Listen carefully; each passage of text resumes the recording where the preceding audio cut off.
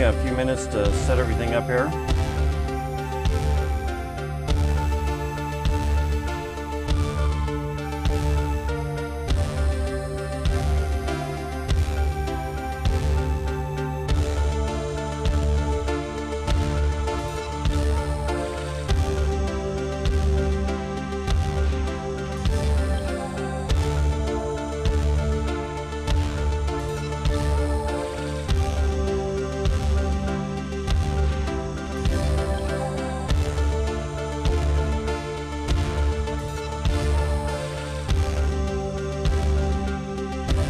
Mic check, 247.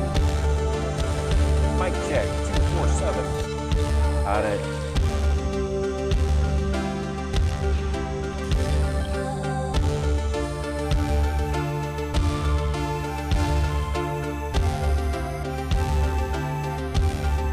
Nobel, hello again.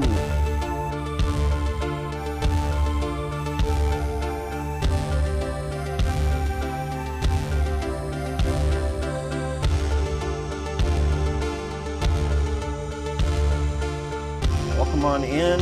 We are just still getting set up.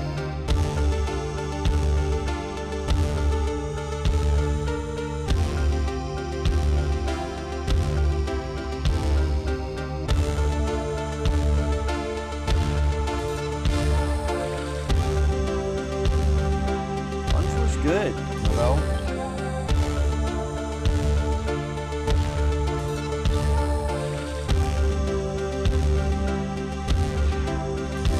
Kind of a mixture of, I'm not sure what to call it, kind of a soupy stew.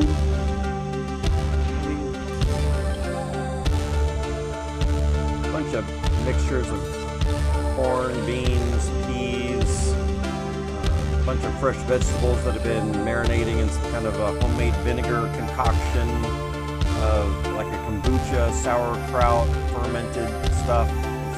It's good, interesting.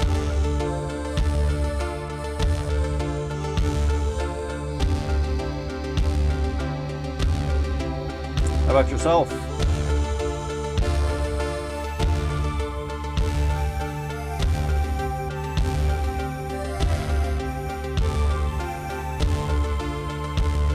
All right, I think we're just about all set up here.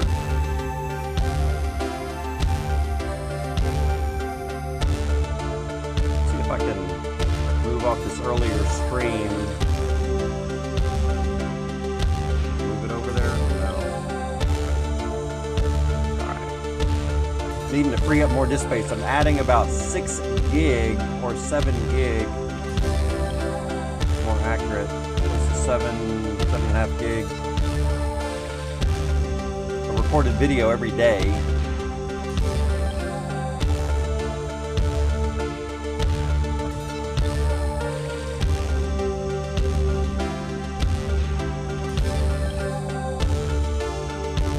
And I am just about out of space.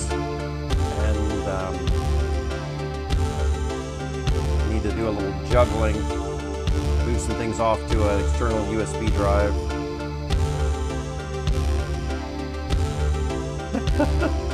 You're hungry again? Oh yeah, it was good. Evening here, so going for a quick snack. Absolutely. Back into lurk mode. Oh, Cabell, I think we've got an exclamation mark lurk command for you now too.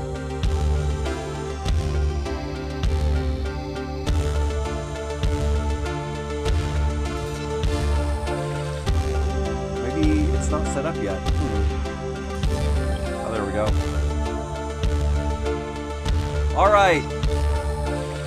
How is everybody doing? I think we are good to go. DeFi Kingdoms.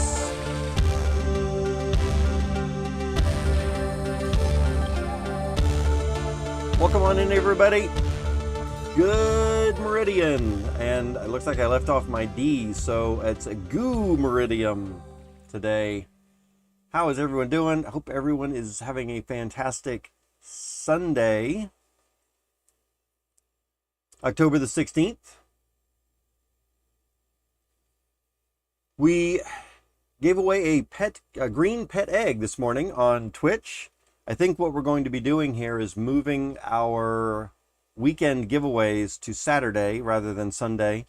I know some people have obligations Sunday mornings, and Saturday seems like just as well a good a time to do it, but also not too early. So it's probably going to be sometime around 11:30 U.S. Central Time. Of course, I guess it depends on where in the world you are at, but that might be a good time for you or not. Maybe sometime in the future, if we get enough people in different parts of the world, we will do some kind of slight randomization of when that giveaway is going to be. Or I know a lot of people are giving things away on Discord, but I really kind of would like to do things live on stream. So it's got to fit within these certain hours that I am live. DeFi Kingdoms.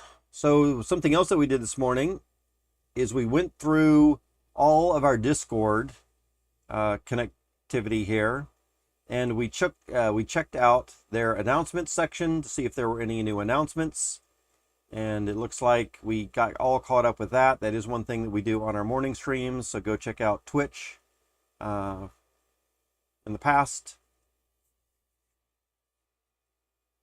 And then, of course, looks like some of these guys already have messages again in their general sections, general chat. Yeah, so it's not unusual. But looks like we're all caught up in announcements and all that kind of good thing here. So let's see. If you have not gotten caught up in DeFi Kingdom stuff, you might go ahead and do a little bit of that. We are going to be getting into DFK Helper over the next couple of days, and I'm going to report back to y'all how it's going for me, and we're going to monitor and at least one account that is going to be set up with this, and maybe we'll try a couple different combinations of this over the next month or so, and we'll see how it goes. 9A7A, good afternoon to you as well. You missed the giveaway this morning for the green egg. I know that you said you were going to be AFK, but you were AFK a little bit longer than I was expecting. But there will be other giveaways next weekend. Glad to have you here. You're racking up your tickets, which I think is going to be good. Yeah, we'll have other giveaways, as you know. And maybe even convert some of those Twitch channel points into raffle tickets as well. I need to think about how I'm going to do that best. All right. So we have checked out our Discord, or we've gotten all caught up in Discord messages. So we are good there. If y'all are not keeping up with DeFi Kingdoms official Discord and the general chat there is a lot of good information always coming out there. I can't imagine anyone who's watching me that is not at least peeking in on general chat from DeFi Kingdoms Discord. But I want to make sure to just point that out again.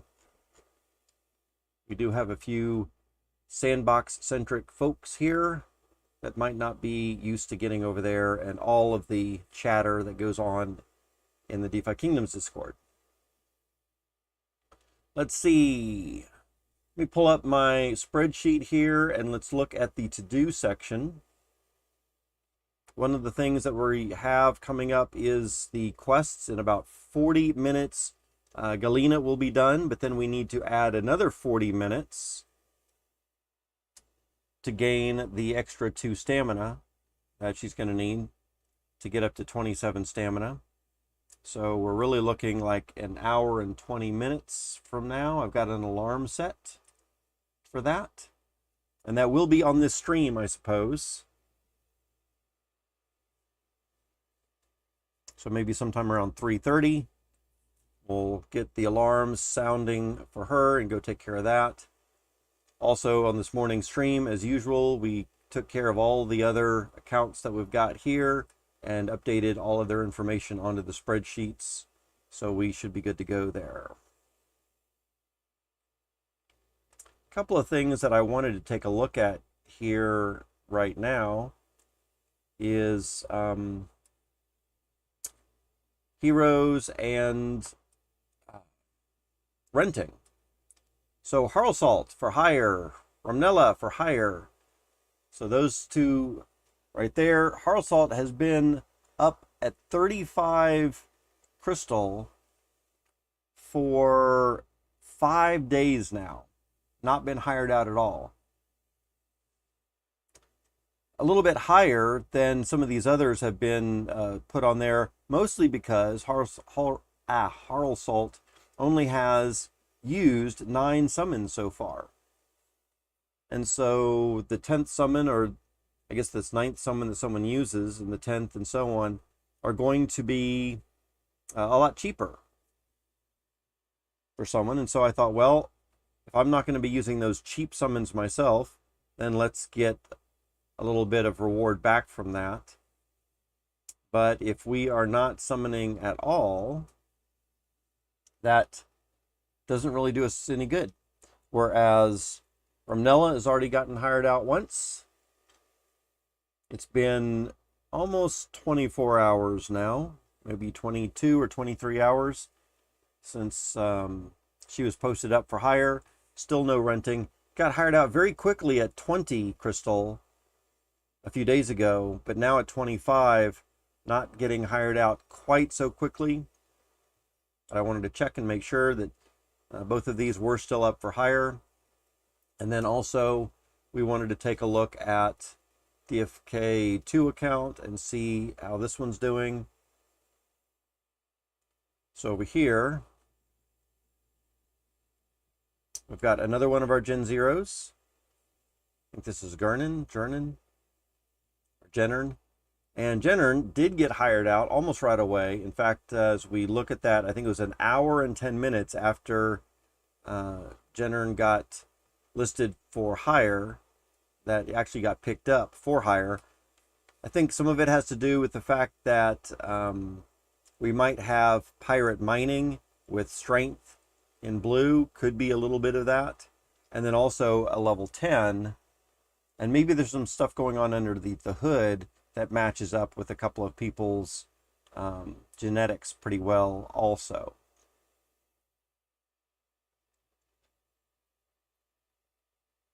At any rate, that means that we've got a total of about 45 crystal added into our wallet just in the last 5 days or so, just by hiring this hero out. So that's not too shabby. These guys are going on training quests in the meantime. And then finally, we can look at DFK 3 account, looking at Galena.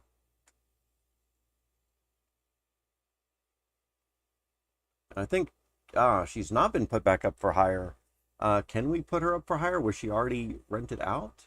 Let's check that out here real quick. Let's go back to the tavern. I think I did put her back up for hire. Maybe I had forgotten. List for hire. She is on a cooldown period for 2 days and 9 hours. So she did get hired out at some point. Let's see if we can track that down a little bit. Nobel, or not Nobel, 97A saying good income. Yeah, not too bad. Of course, the Gen 0 did cost quite a bit of money up front. It's going to be a long time at 45 crystal every couple of days, or let's say 25 crystal every 3 days. That is going to be a long amount of time. In fact, I'm a little curious now. Let's say that we spent about 15,000.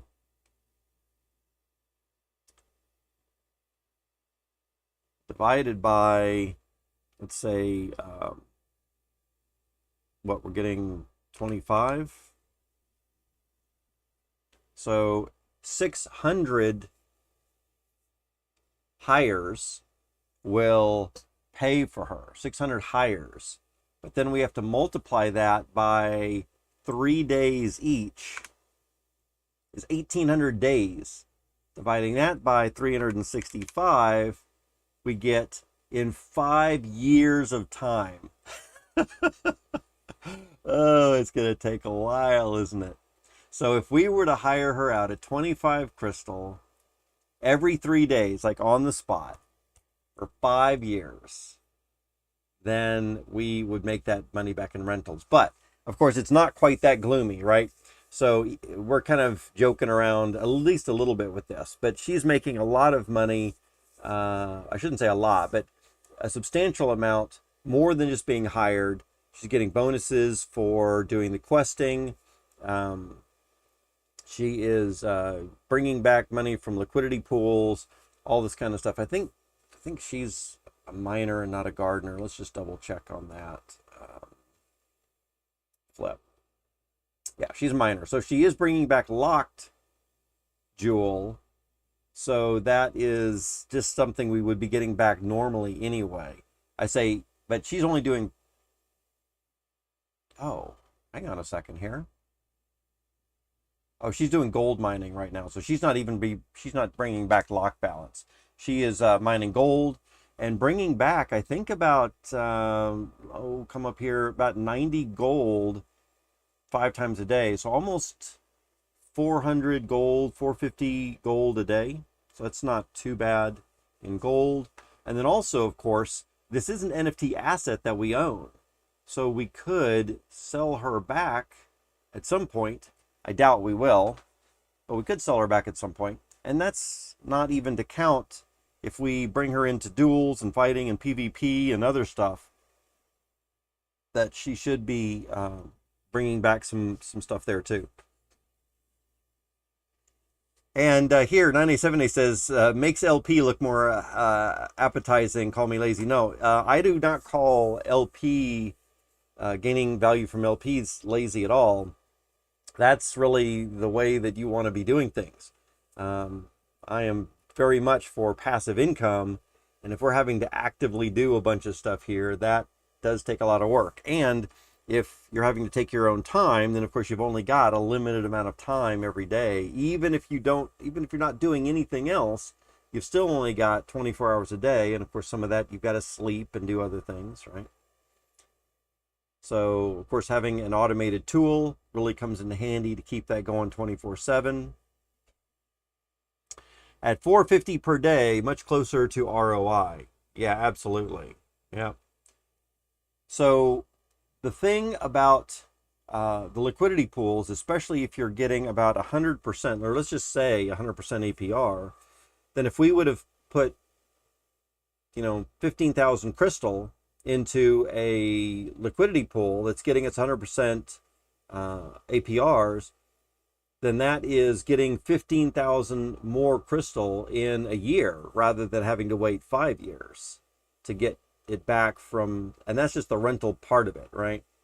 So the return that we're getting from these heroes is probably a bit lower than 100% APR. I don't think that Galena is going to bring back in 1,500 crystal over the next year. However, I will say that it could be possible if we are doing summons. So if we are regularly summoning with Galena rather than just hiring out, then we could be getting a bunch of Gen 1s, and it's possible that some of those Gen 1s would be mythics and other high-level heroes, and then if we were to sell a couple of those, that would make up for it much, much quicker, right? And that would really be the way to get a return on investment through a Gen 0 much faster. It's just to do some bunch of summons with those Gen 0s, get a bunch of Gen 1s, hope to hit the random generator often enough that you are getting pretty good solid heroes that would sell for decent prices, right? Let's see, 9070 says, how much average would you say she's bringing in regularly? And that's kind of what we're checking on right now. Again, I think I'm not taking full advantage of her. If I was, then one of the things that we would be doing probably, like I mentioned just a minute ago, would be summoning. We'd be doing our own summonings. We'd be getting our own Gen 1s, and we'd be selling those back out on the market for some amount more than it cost.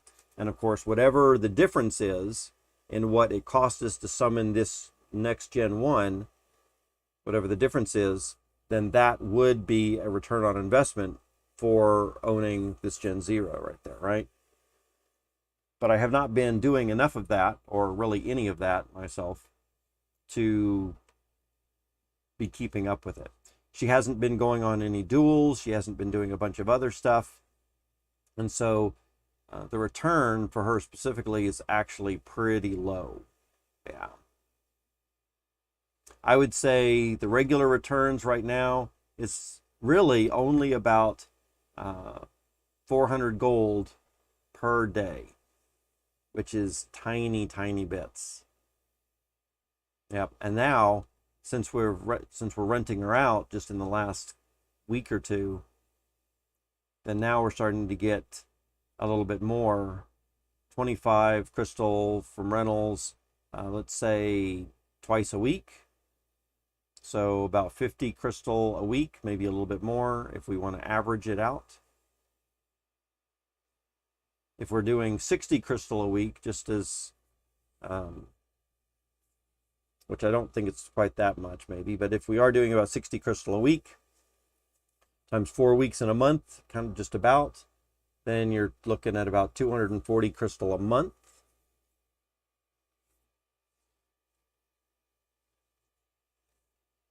Which is substantially more than the gold that she's bringing in, of course.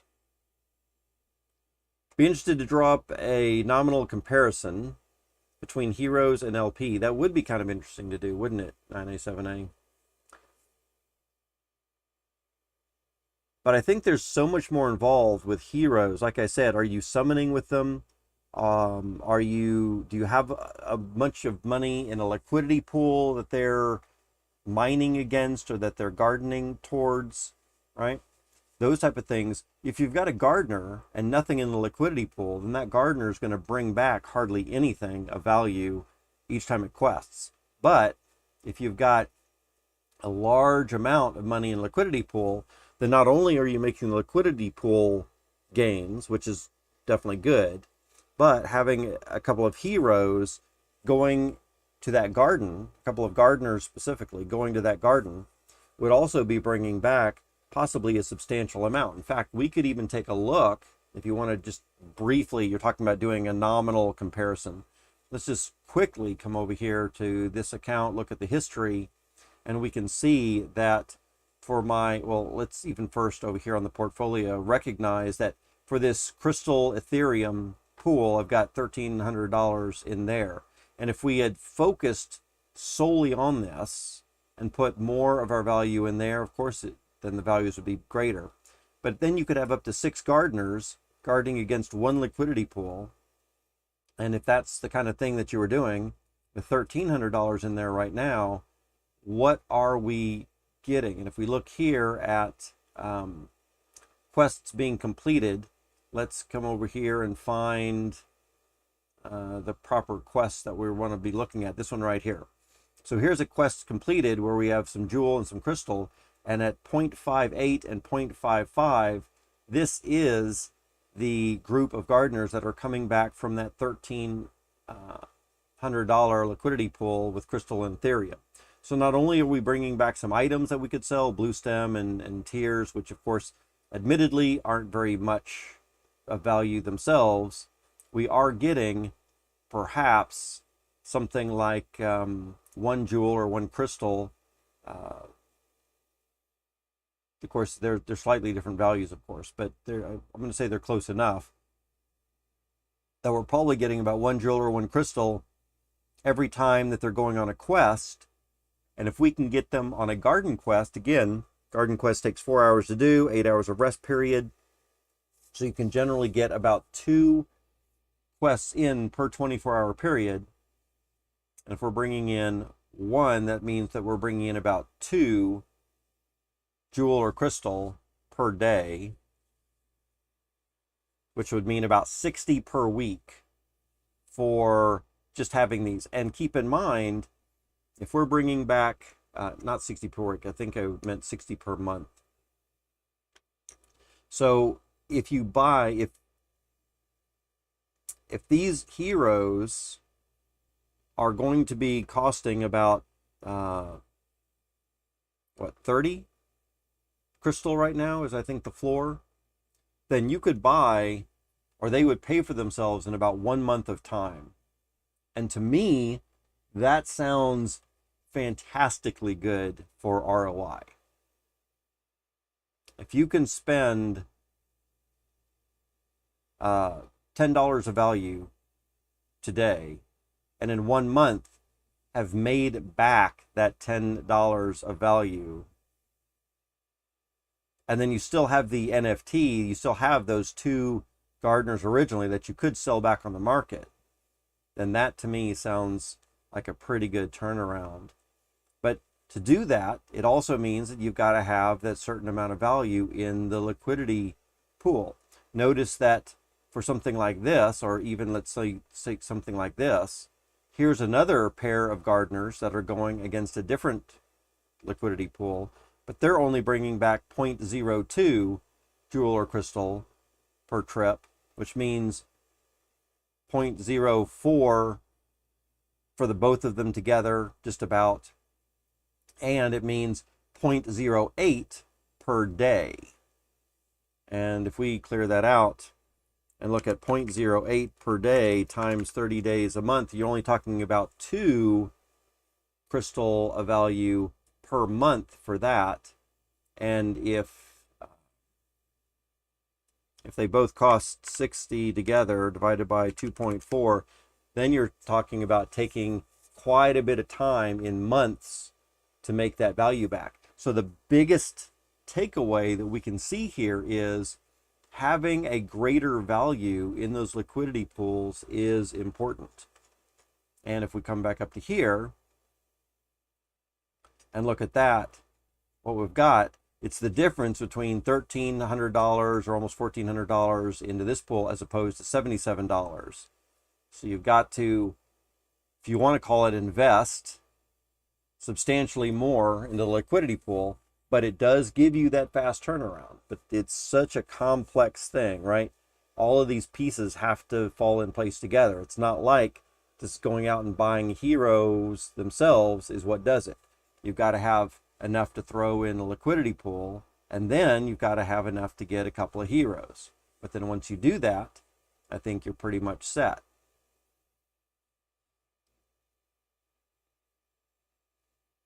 If each group of heroes, let's say a pair of heroes from the garden at 1384 is bringing back 60. So tell you what, let's take a little bit closer look at this specifically. So we're getting, let's just scroll down to here. Where is it? Right here. Let's just take a quick look at this. We've got 0.58 jewel and 0.55 crystal. And let's come over to here and let's just convert. Let's see, marketplace.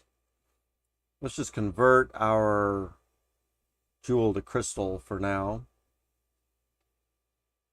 So we've got 0.58 jewel would end up getting us, oops, not gold. It's not what I want. Let's say crystal. 0.58 jewel is going to get us 0.37 crystal.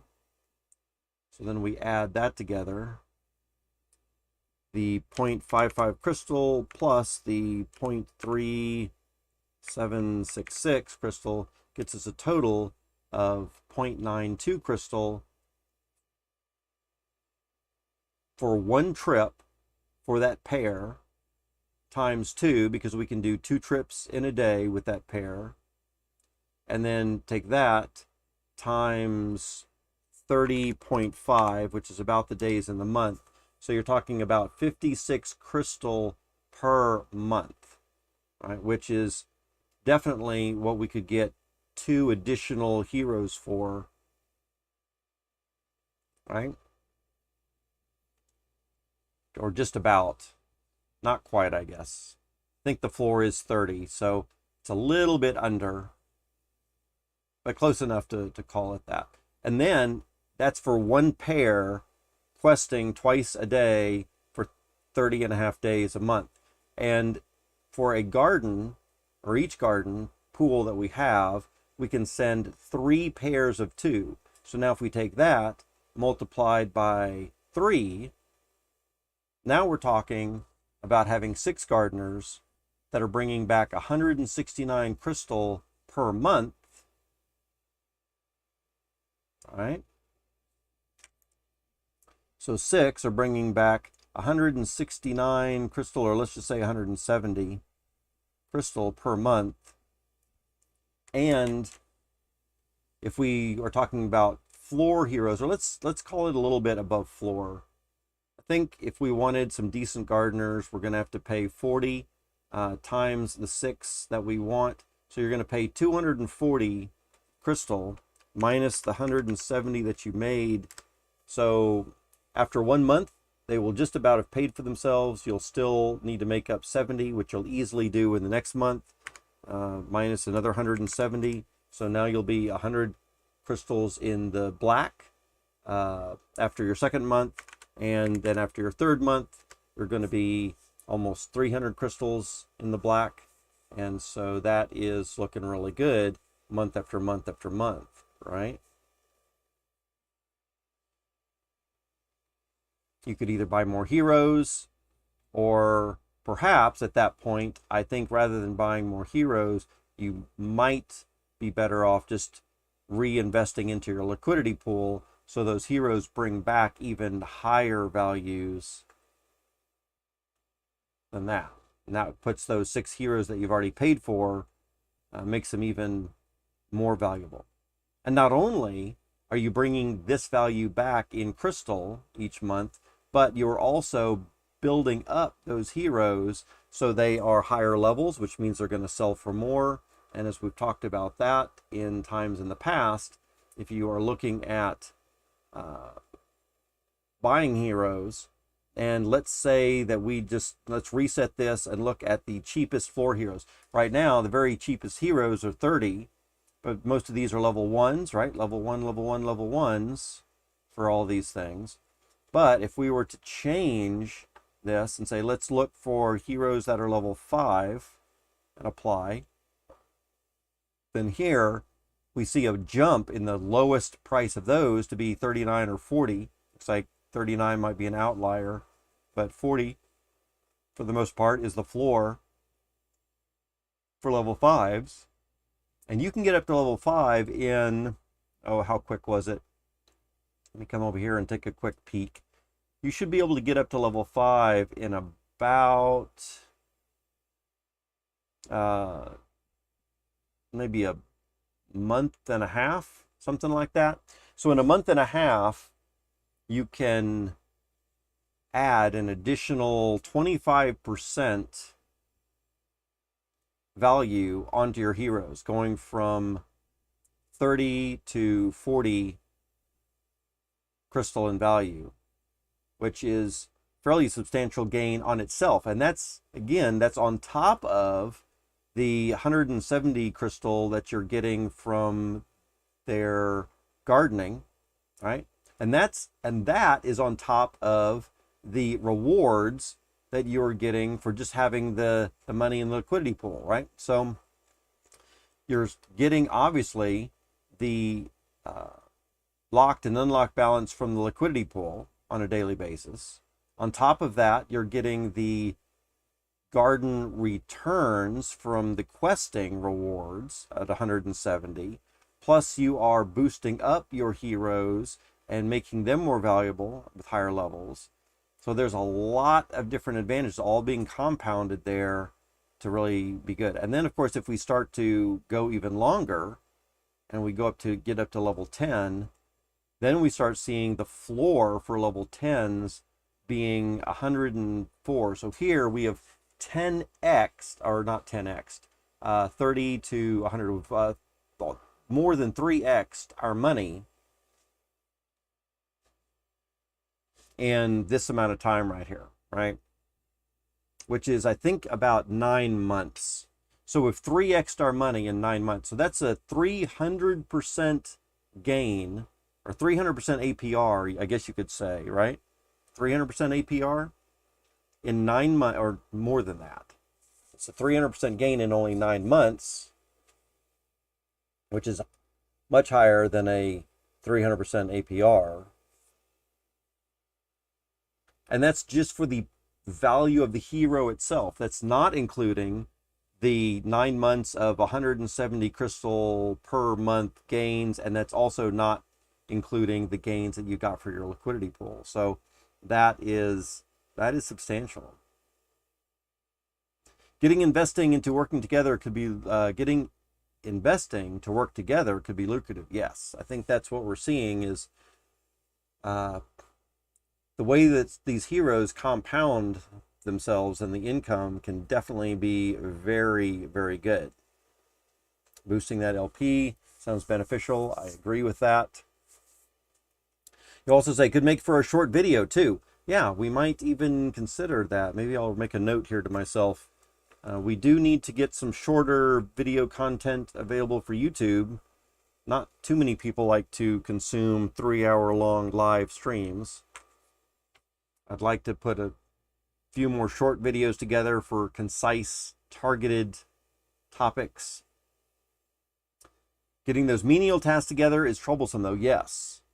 And so if you are talking about, you know, doing your compounding of gains, if you're talking about questing those heroes, which again, for someone who's doing manual questing, to do all the questing that you've got to do for that, and collecting those heroes from their quests and sending them back out, that could be substantial time requirement. But that's when I think some of these automated tools are really going to come in handy.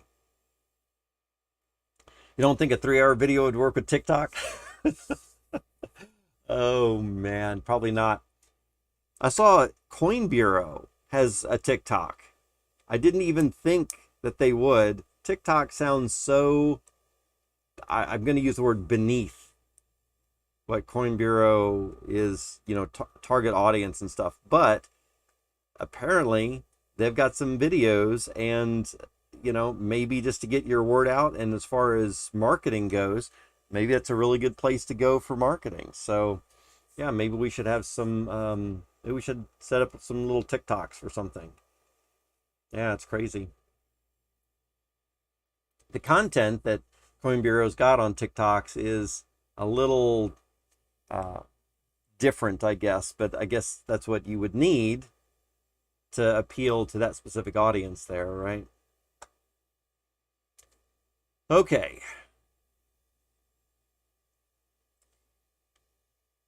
One thing I did want to do right here is figure out where Galena, or what time Galena got rented, so we could find out a little bit more. This is 7C0. Is that this account right here? Yeah. So let's check our history.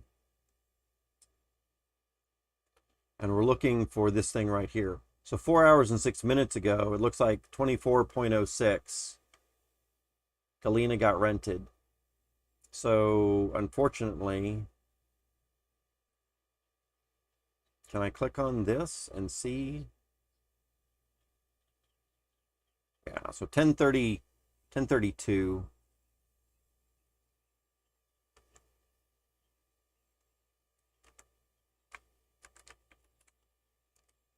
So let's see, 10:32. Let's just modify my spreadsheet. It is the 16th today.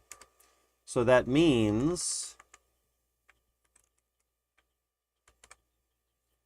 that she was on the market for 0.8 days on the market. So not quite.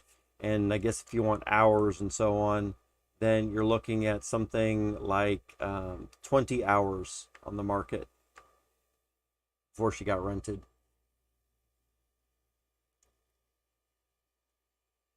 $24.06 is what she did rent for. And she will be ready again then on the 19th, about 10:30 in the morning. Hey, Mystical Meows, how are you doing? Happy Sunday to you, indeed. Oh, guess what? Nobel, hey, how are you? Guess what it is time for? I just noticed it is 2:40. And that is time for, I think, our next drawing. See if I can pull that up here and look at the giveaways. Y'all want to do giveaways right now? Go ahead and say hello into chat to get your name on the list, I guess.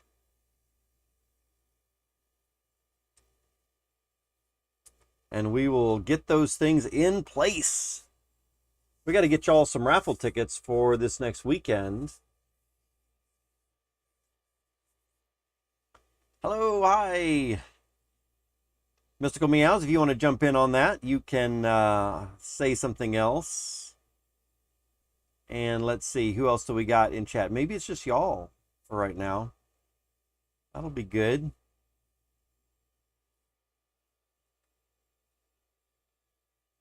We'll give anyone else a chance to get in. Unfortunately, we don't have our sound alerts here, do we? We do not have sound alerts on YouTube.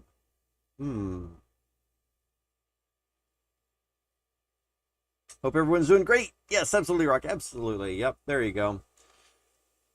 Glad to hear y'all are doing fantastic. Okay, let's do a little giveaway here. I don't see anybody else in. I don't know if we've got anybody else active lurking, but now is your time to get out of lurk mode if you are there. Now let's see. Participants. All right, let's do a spin and see who's going to win this thing. YouTube is old school. Let's roll it. Nobel. Nobel is our winner of the raffle tickets at this point. Congratulations, Nobel. You know, Nobel, I don't think that you have a 2x chance here on YouTube. I think that's only for Twitch. But congrats again. Let's go ahead and get you one of these tickets. We're going to still have got your address from the other day, Nobel, so no need to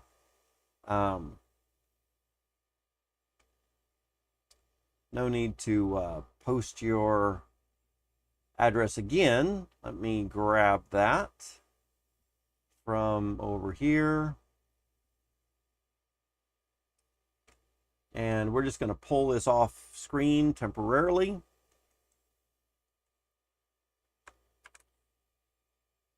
To do our little send. Get over to the Polygon blockchain real quick.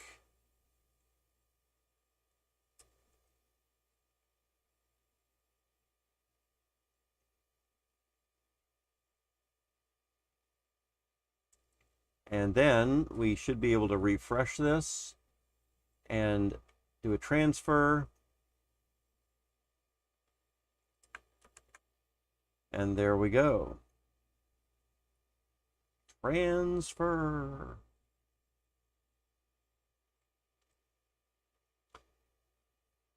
Confirm. And then maybe we, at some point, doesn't have to be today, but at some point we should definitely talk about how to do the tickets for next Saturday. You know, we did requires 2 tickets today for this morning's giveaway. And I'm thinking that this next Saturday, it should be a little bit more than 2 tickets, right?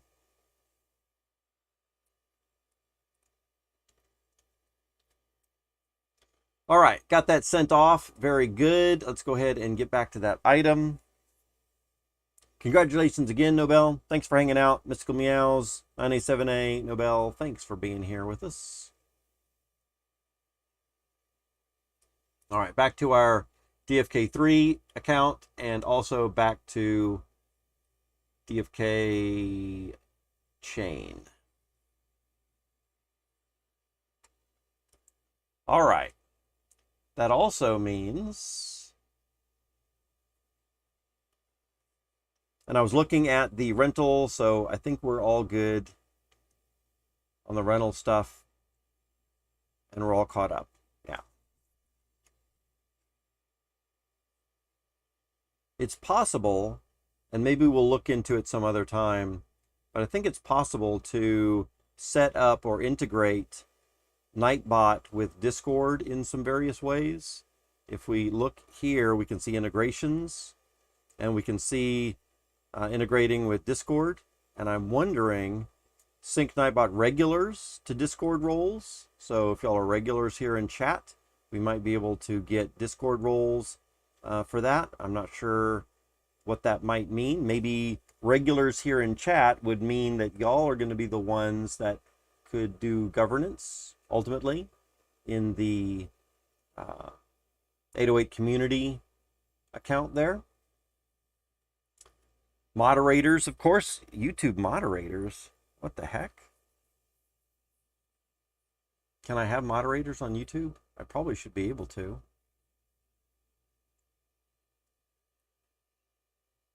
Might have to assign a couple new moderators today. Let's see if I can do that. Let's see if I click on a person's name.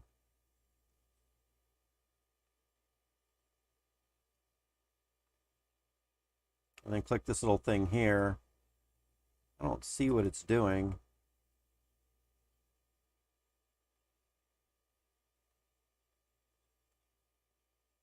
All I see is this little bar going away, but do we need to have a bigger screen? We do something like this and click on somebody's name.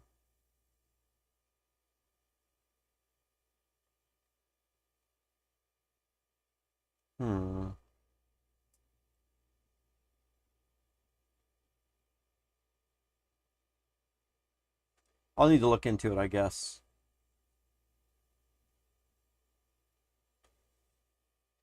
Not that I need any moderators right now. 987A says Rockerators. But I think 987A and Nobel would probably make good moderators for YouTube as well. Y'all are here often enough. I feel comfortable that y'all would know how to either delete messages from spammers or silence them in some kind of way if they were getting out of hand. Let's see.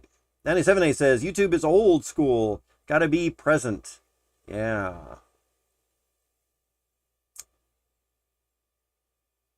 97A says, be interesting to have a race between heroes for like a month. If all heroes are fully engaged as possible for a month, which one would make the greatest gains? 97A, that seems interesting.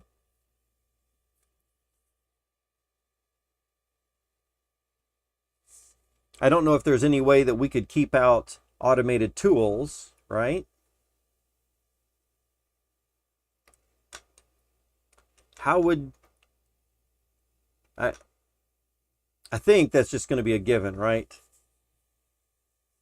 So we have to accept that some people are going to be using automated tools for that. Yeah.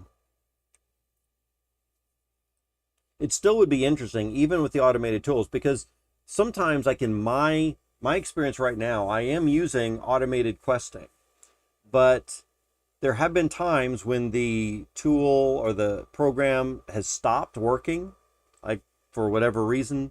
I've had to, my PC has rebooted over the night one time when there were some Windows updates.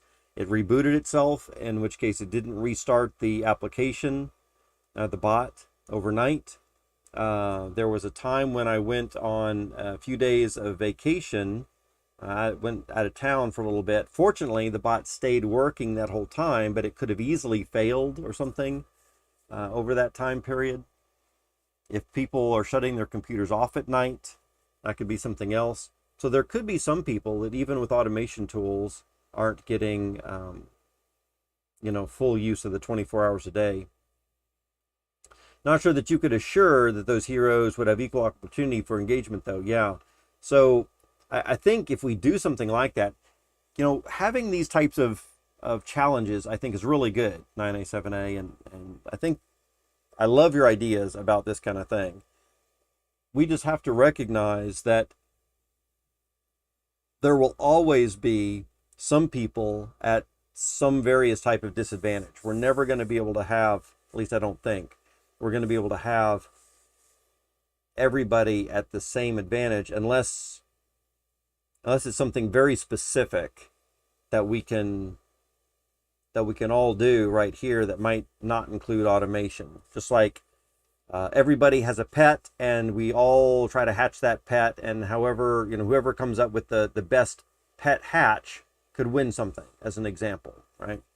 That type of thing, I don't see that it would really matter too much, but there might be some things to do where people, well, I guess not. I mean, if we're all going for like Gaia's blessing, I think, is the middle one rather than boon, then I think that puts kind of everybody on the same level playing field, right? But yes, you just got to do the best you can.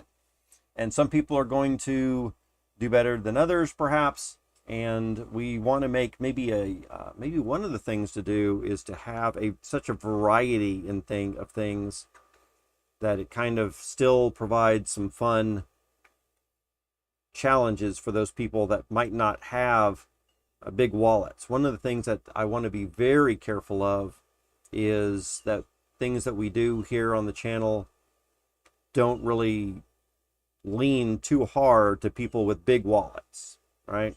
Or a lot of funds or a lot of money for succeeding. That's not the type of community that I want to be fostering. So that is something to keep in mind. But I do think that maybe we could all present like some level 1s and say, all right, let's see how far our level 1s can get up to. Something else that we could possibly do is we could set up some things where we are competing against each other in a way, but maybe there are other things that we could do where we're competing against just the game itself, like not really concerned about the person who has the top rated hero, but maybe anyone who gets to level 2 in that week, right? Gets a hero up to level 2, or anyone who does something else. Of course, the automated tools would help. It would take less of personal time to do that. But even without an automated tool, a regular human should be able to quest often enough to get up to level 2 as well, right? And it wouldn't really matter if you were the first person or the last person to get up to level 2, as long as you were able to do it in a week. Those type of challenges could be good as well. Or even things like just get entered into the raffle. So, or not into the raffle, but into some kind of participation in DFK. Something that I could imagine is, DFK Fight Club has their tournament, and I think they're going to have another tournament coming up pretty soon as well. I've heard some kind of rumor that maybe the first or second week in November, they're planning to have another tournament, and maybe we could do something in our community where just by people entering their tournament, they could win some prize here with us also, right? And so everybody, and maybe it would be a raffle type thing where everyone has an equal chance to win maybe a level 1 hero or something like that, maybe another egg or maybe a pet or whatever it is, just for having entered into their tournament, right? Everyone has the same chances. That type of thing could be really good as well. It also helps promote community involvement, which is something else that I think I like, another aspect of it. Bravos Labs, buying heroes. What did you get? We did not buy a hero yet, but we are talking about buying level 1 heroes for the Fight Club stuff. Let's see, 97 says, not sure that you could assure heroes would have the equal opportunity. That's right. Could go cheap and cheesy with the heroes. Yeah, one thing that we might do as an example, I would love to have a game, and now that Bravos Lab is coming into chat here as well, I might even throw out some information again that we are still looking into coding, and we want to create some kind of blockchain interactive, game of our own. And that might also mean maybe we will be able to code some kind of cheesy game that would require level 1s as a great example, where all of us could participate easily. It might also help promote buying some level 1s. All right? If you don't have a level 1 currently, you could just go out to the floor, grab a level 1, and maybe it would be something as simple as try to find like the worst hero combination you could, and let's buy that, and let's see if we could do something like raise it up or do something with it within a week, right? 97A says, Rock, what are the different ways that heroes can be improved? Yeah, let's answer that here. Planning to participate in the next tournament? Absolutely, Bravos. I am glad to hear that. Yeah, that sounds fun. I think it's coming up in the first or second week of November. Worst hero combo would be funny. Something else that I thought about, which isn't really being done yet, but my sister would love this, I think she would love this, is a, quote, beauty contest for heroes. Maybe we could also do something like that. And what it would be is it would be, when I say beauty contest, I really mean things like some of the aesthetics of them, right? So we don't care at all about their abilities necessarily, just which ones might look the best. And we might have a vote for that. And the ones or the top 3 or whatever would come out ahead. So do we, vote for the wings, or do we vote for the tail, or do we vote for horns or whatever? And then maybe even not, so kind of like I'm thinking of like a Miss America pageant or something like that, but not only looks, but maybe also there would be some aspect of it where we would actually go and look under the hood and see, again, for the visual genetics part, right? So if they have like a pure breed in something, and by pure breed, I mean a dominant and a recessive combination of something, right? So basic 10, or something where these things line up pretty well. Like here's a hairstyle, Wayfinder and Wayfinder, B9. And so that might have a little bit higher value than things that aren't pure breed, right? And Bravo Slabs is saying, haha, like the Pokemon Salon contest. I haven't heard of that, but I'm going to guess that's kind of what we're talking about, right?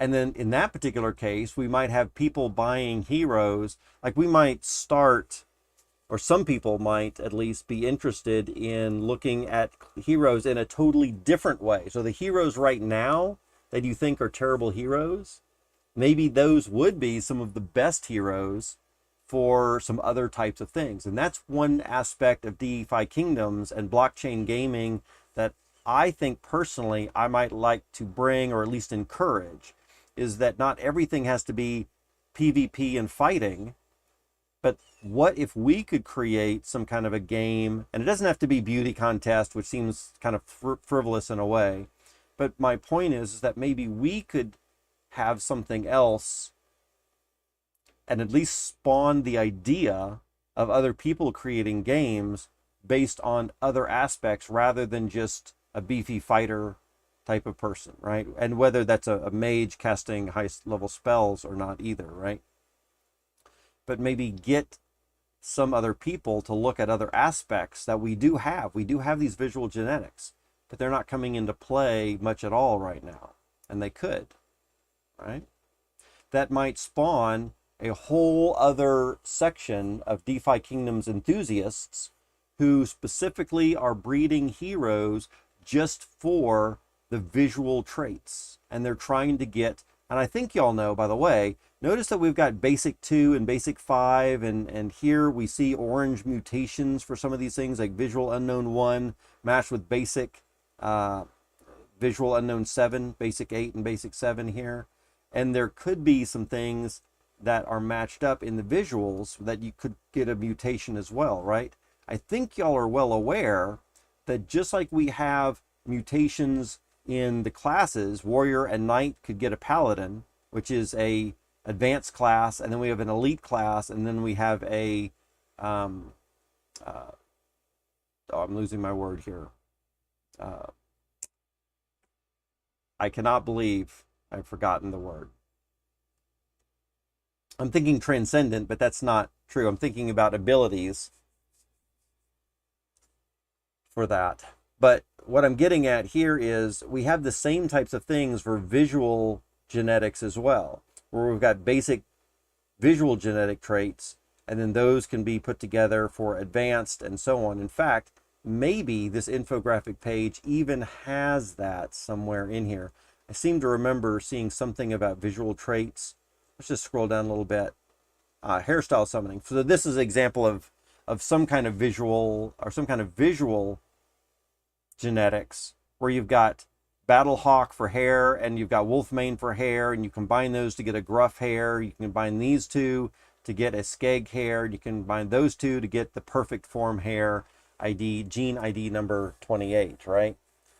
And so you have all of these different types of hairstyles as well. And not only hairstyles, but you've got, and that's just for the hairstyle, right? But now you've got head apps and hair colors and back apps and all this other kind of stuff. And then you could have people that are trying to summon other heroes trying to get this exalted perfect form hair, right? Female hairstyles shown here. Exalted class, elite, advanced, right? Head summonings. So here you've got kitsune ears and none gives us this jagged horns. So all of these different visual things come into play as well, right? Until you have the exalted jewel there, which I don't personally care for myself, but it is what it is. And then the back appendages. Here you have the exalted tentacles and the elite class and advanced class of all this kind of stuff here, right?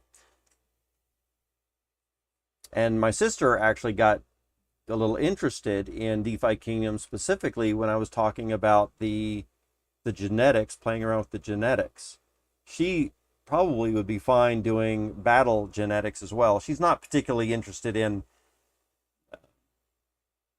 the visualization stuff necessarily. She's not that kind of girl, but that will be maybe play a little bit into it for her. She might try to do a little bit of that, but I'm sure she'll do some things for the PvP stuff as well. I think everyone's already aware of the visual genetics and all that kind of stuff, but it would be kind of fun to do something that's totally different than what everyone's focused on right now, which is PvP. Let's see. Worst hero combo would be funny. That would be kind of funny. Maybe we can like rate them according to how bad they are, and we could be giving some prizes to some of the worst heroes out there, right? 97A says, be fun to turn heroes into multi-platform avatars so they could be used in different meta spaces, sort of like Bored Ape Yacht Club or something. I really agree with that. And Bravo's here, I think, might be replying, yeah, I got to voxelize Rock's Gen0. Did you? Oh, you have to, or you did? Yeah, I do plan to voxelize at least one of my Gen0s, and then when we do that, maybe we'll work on Sandbox a little bit and try to create a DeFi Kingdoms based experience in Sandbox, and kind of inspire some DeFi Kingdoms people or space to go and kind of integrate into a Sandbox a little bit. That would be kind of fun. Let's see. Could do like a Highlander contest battling through different spaces. Yeah, that would be really cool too. Going into Sandbox, into Decentraland, into what's the other big one I'm thinking of? Mirandus, right? Doing some battles there. I think Mirandus interacting with DeFi Kingdoms would make a really good combination as well. Have y'all been keeping up with Mirandus as far as a NFT crypto game? And Bravo Slab says, most likely I will start with your Berserker, Rock. Absolutely. We've got a few Berserkers. Let's see. I think Galena is one Berserker. This one right here, Berserker Wizard, only a rare. And so I'm not sure if this is the one that we might want to do. But if we take a look over at this account, DFK1, I think it is, and look at the heroes here. Here we've got Remnella. And Remnella is a much nicer looking hero details. Much nicer looking Berserker, I think. Being legendary, level 7.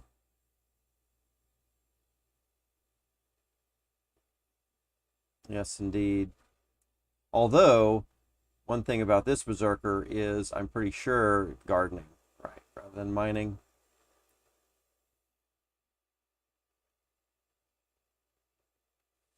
Don't know anything about Mirandus. Oh man. If you don't know anything about Mirandus, maybe I should just come over here and say Mirandus and just point you into, wow, Seafaring Mirandus. Yeah. We're not going to watch. Guys, my name's We're not going to really watch any of this. Let's see if they've got some gameplay functionality.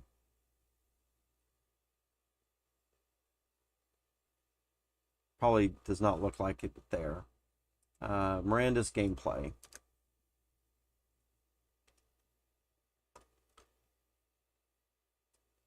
And let's skip ahead. So I guess here we go. Oops. No, that's not really it. So I guess this is the nighttime, which does get very dark in there. Let's scoot around to the daytime stuff. So here's Mirandus. It's kind of a D&D-like type of thing. You are first person, but you own a lot of like heroes in there also. And those heroes have different skills, and you're in this three-dimensional world, and you're doing fighting and all this other kind of stuff. They are a little bit... I mean, looking at this, you might think they're ahead of where DeFi Kingdoms is, but this isn't really a fully playable game all the time. They're just open this stuff up a little bit here and there, but we're going to be able to craft bows and arrows and swords and walk around and all this other kind of stuff. So it's very much like this. And these little avatars are heroes that you could own multiple ones and play those multiple ones. So anyway, yeah, definitely something to check out. It reminds me of a lot of what DFK could be with our multiple heroes here, just in a 3D world rather than a Pokemon card type of world. Yeah, it does seem pretty compatible. Although DeFi Kingdoms is trying to be its own blockchain game, and Mirandus is trying to be its own blockchain game, so it's unlikely that those two are really going to try to work together too much, right? Or if they do, I think they're going to probably try to jockey for some various positions. But whatever the case is, Mirandus is one crypto game that I'm also looking at a little bit in the future. Probably put a little bit of money into that. I've been meaning to buy some heroes over there, but just haven't yet. It's lower on my radar at the moment. Bravo says Big Time looks similar. I still haven't looked at Big Time.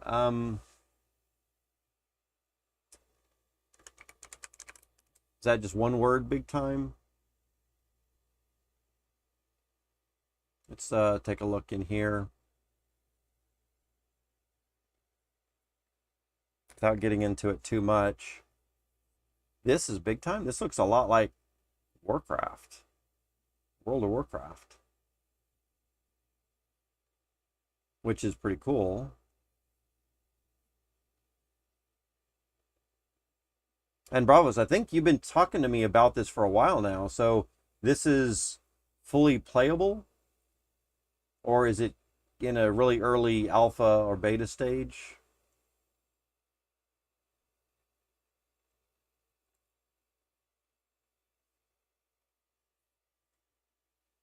Now that looks fairly compatible also. As far as wizards and warriors and all that kind of stuff. Bravo says, I might add custom animations and stuff. That'd be cool. Yeah.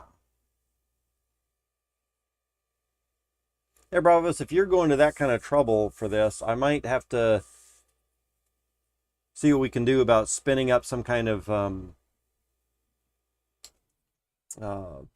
experience in Sandbox just to do something with.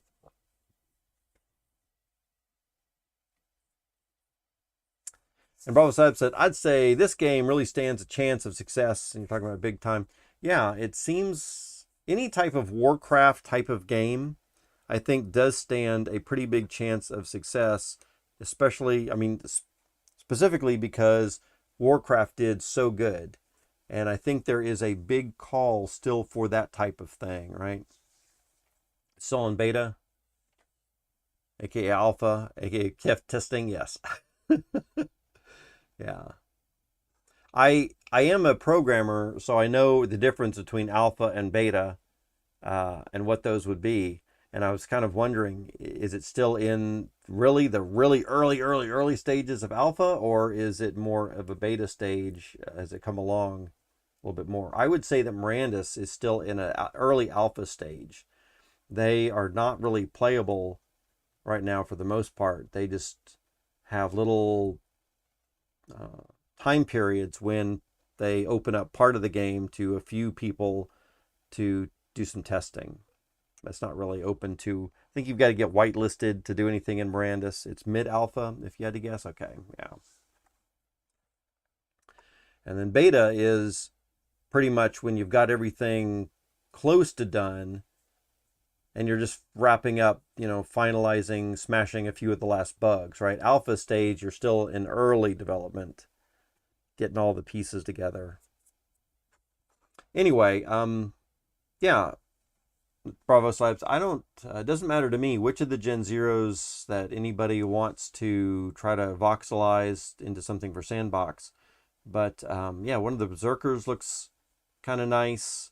And just because Legendary might look a little bit more cool than Rare, although I guess technically the Berserker aspect of itself doesn't really matter. But it might be more interesting to do a Rare than, I mean, a Legendary rather than a Rare. I might suggest Remnella. But that is totally up to you, whatever you want to do. I would just find it fascinating to have something like that done. And then we might need to create a sandbox experience to have her run around in. Okay, let's see. I can see that axe selling in the market. Yeah, absolutely. If you're making each of those items individually, then that would be really cool. And also, I guess if we want to take a closer look at the hero, sometimes they have things on their back. Other times, I guess not. And by having something on their back, I mean, like this one has this sword on the back right here. And I guess she doesn't, Remnella doesn't have anything additional back there. But looks like a nice suit of armor there as well, right? And leggings, perhaps, some kind of legs, armor. That could be another add-on if you want to do that. Also, it looks like Remnella is in the sand. And if we look up here, in the plains and with ice. And so I'm wondering if when I'm developing, or maybe we are developing, and I'm not talking about you specifically, Bravos, but just as a community, when we are developing a sandbox experience, maybe we'll have a large part of that experience be kind of a sandy type of thing to give a call back to her origin card right here, right? And then maybe even with a little bit of gardening, something there as well. Maybe create Remnella's home in, maybe that would be it, right? To have Remnella's homeland in Sandbox, where we've got a little house over there. We have got the garden, and maybe Hearthsalt and some of these others will live in that same little area. That sounds kind of a fun thing to do. Anyway, lot of just looking off into the distance for things. So let's see. Also, the rarity could be determined by the gems we add to the models. Oh, interesting. Yeah. Remnella has a cape for a back appendage too. No, I don't know. Is that a cape? Oh, it looks like it could be a cape. I guess possibly we're seeing through her arm a little bit, and there's this red thing. It looks like it could be a cape there. Yeah, maybe this is like the scruff of the cape up there. That's possible. In fact, it's hero ID 30. I guess we could come over to here and look at 30 right there, right? And then we could see right here for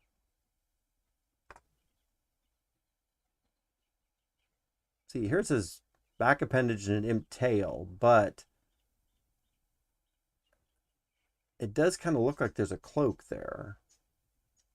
But I can't see where that would be listed. I would have thought back appendage. Maybe it's this visual unknown type thing here, perhaps. If we look at these, not all berserkers have a cape. I can't imagine they do. Yeah, here's another berserker. Or nope, that's a monk berserker. Let's look at all the berserkers here. So we've got berserkers. Apply. It's hard to tell on this one if it's the same type of thing, right? It could be that there's that same cape there, or it could be this tail, but it kind of looks like there's a cape there. But it seems odd that a berserker is going to have a cape. Tell you what, let's look even more closely, just buying heroes here. Is that something that all berserkers have? Wow, I think it is. Look at this. All berserkers seem to have this red cape. It looks like.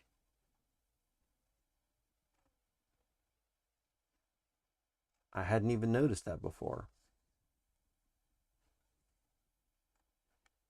That's just part of being a berserker.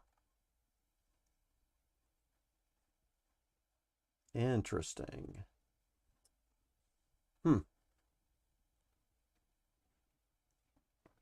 But here's one with another item on the back. Got this big sword as an example. Kind of cool.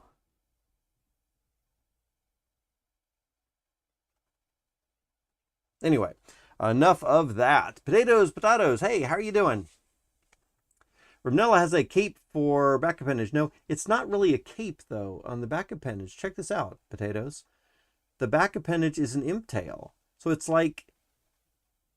almost like all of the berserkers have a cape as part of just the fact that they're a berserker, and it doesn't have anything to do with their back appendage for genetics, right? I think that's what we're seeing. It's kind of interesting. Howdy, Potatoes. How are you doing? Oh, there is our alarm for Galena ready to be collected from the quest and sent back out with the stamina potion. 987A says, do you know anything about development for Mirandus?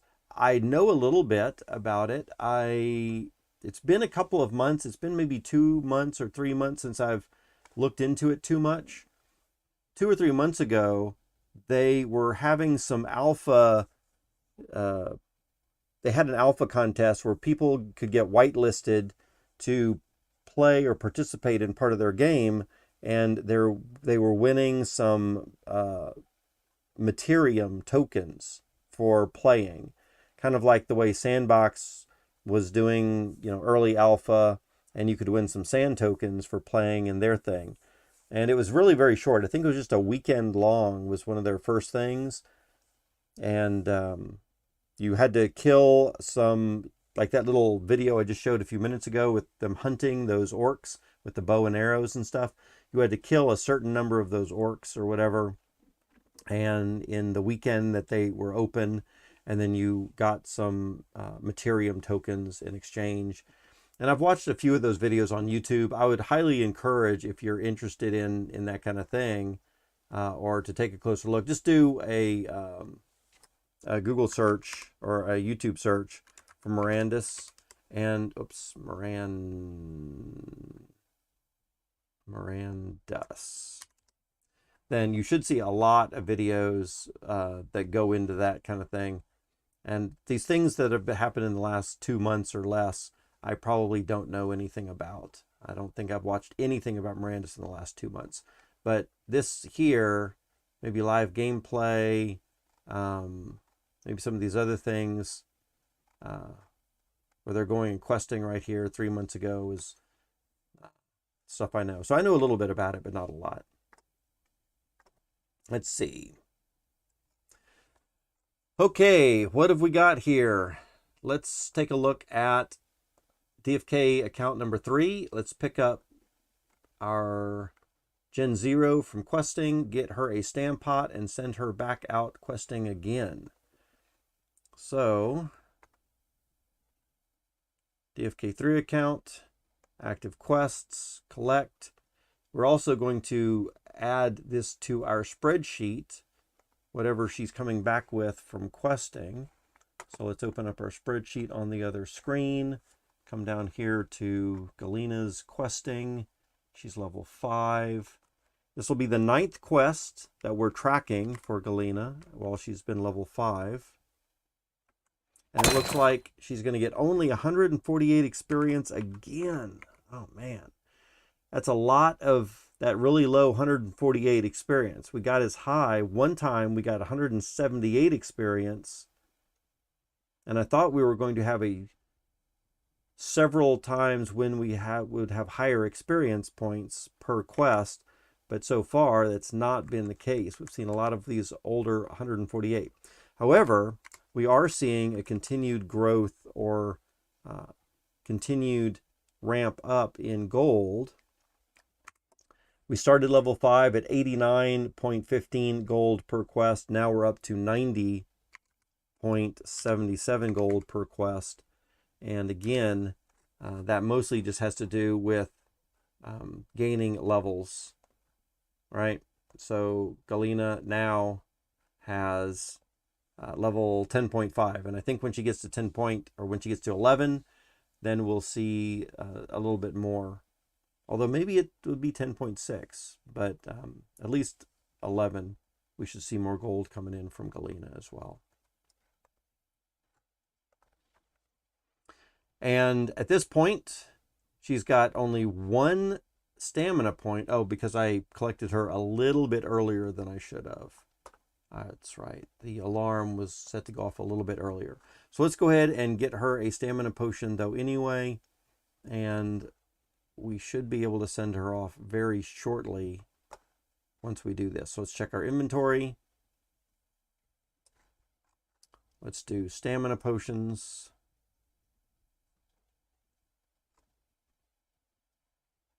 Potatoes. We gave away a green, and Bravo Slab, we gave away a green egg today in this morning's Twitch stream. The Blades is the winner of that green egg from this morning. We're going to be giving away some kind of thing, either a hero or an egg or some various loot or something like that. I think we're going to do it every Saturday is going to be the giveaway. And here in chat, you just got to be here in chat to get the raffle tickets required to get in on those giveaways. And I think we're going to be doing a giveaway about every hour. So coming up in about 10 more minutes, if anyone or whoever is here in chat will get a chance at those raffle tickets for this next Saturday's winning. I think it's going to be somewhere between 40 minutes, 45 minutes after the hour is kind of what I'm looking like right now. Eventually that might be a little bit more randomized, but I think for at least a little bit of time that I'm going to try to keep it right around, and maybe we'll change it to 30 minutes after the hour. But at least for today, it's going to be about 40 minutes after the hour. Each hour that we stream, we'll do a little raffle for that. Jeremy King, awesome. Very cool. Welcome on in. So yeah, y'all just hang out another 10 minutes or so, and we will have our next giveaway, or our next giveaway for the raffle tickets for the next weekend's larger giveaway. In the meantime, let's get Galena set up with the stamina potion, use that potion, and select our hero, and get her off and underway. So Jeremy, what brings you to the stream? I don't think I've seen you in here before. Don't recognize the name. How did you find us? And are you a big DFK player? Do we know you as some other name somewhere else? Welcome on in. All right, so Galena has taken her stamina potion. She's only at 26, so in 1 minute she'll be at 27, and then we can send her off on the next quest. So let's go ahead and get over here to our quest list. We're going to send her gold mining again. We're doing stamina potions on her, but we are also sending her to gold mining specifically. And hopefully this will be up to 27 in about 1 minute. So we'll see. She did get rented, our Gen0. We were renting her out. She got rented a couple hours ago, I guess. And we got some money off of that, which is always good. However, another one of our Gen0s, Heartsalt, has been sitting up for rent for 5 days now, not rented. So we might have to do something about that.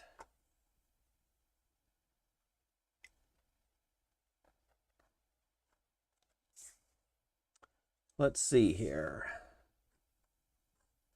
Well, as soon as we get her off on her next quest and reset our timer, then we will look at our to-do list and see what else we've got to do today. But if y'all have any comments, or if you want to give any suggestions on how we spend our next hour, I guess, we've got about 1.5 more hours of stream time, then let me know. We're going to do a giveaway in about 10 minutes, like I said, and we'll be doing another giveaway for raffle tickets in about an hour and 10 minutes, just so y'all are aware of when those are going to be given away. This one, Posey. This one is not Posey. What are you referring to there, 9A7A?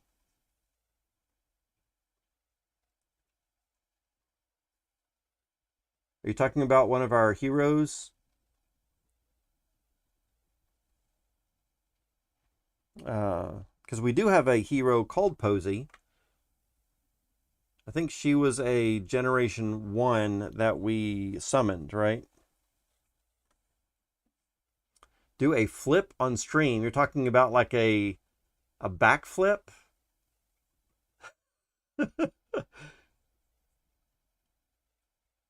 Hero view on stream. This one's Galena, I think, right? Is that what you're referring to, 9A7A? Just the name of the hero? Oh, it's too blurry to see? Oh, man. Sorry about that. I think I'm such a new streamer on YouTube that they don't have very good... at least my live stream is not super high quality. But if you look back, if you wait an hour after the live stream is done, and then you go and look back at the older streams, I think they have it up to 720p. But this one, let's see if I can increase the size here. I'm not sure I can.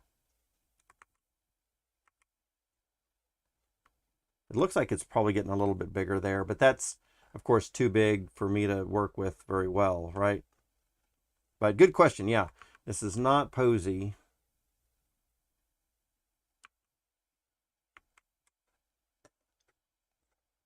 All right, we're up to 27 stamina, so let's send her on her way.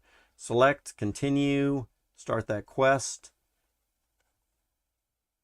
and get her underway here. Oh, you set the res to pretty low to save bandwidth? Absolutely, yeah. Yeah, if y'all have got low bandwidth requirements, then you're not missing much. Let me tell you, 9A7A. Normally, normally there's not really any need to see that kind of detail, right? So save your bandwidth. If there is anything important, we can chat about it, of course. All right, so she's on her quest for 4 hours and 30 minutes. We're going to need an additional 40 minutes to gain the additional 2 stamina that we need above and beyond the next stamina potion. So we set the alarm for 5 hours and 10 minutes. And that will be a little bit later tonight for me, but I will be collecting her and logging the rewards that she gets into the spreadsheet and then sending her back out on another quest. And then we'll collect her again in the morning stream on Twitch to do another recording and all that kind of stuff there. So she is done for now. I think that's all good. Let's see here. Catching up with chat. All right, so Remnella is still being rented, and Harsalt has never been rented before. So we might want to reconsider the price point. Oh, Potatoes, are you still here in chat? I've got maybe a question for you. And Jeremy, if you have quite a bit of experience, I don't recognize your name, but if you've got quite a bit of experience with DFK, I might be interested in some input from you as well, as far as renting out some Gen0s. I hope I'm not doing the wrong thing here. I don't want to get myself into a position where I'm doing something not great.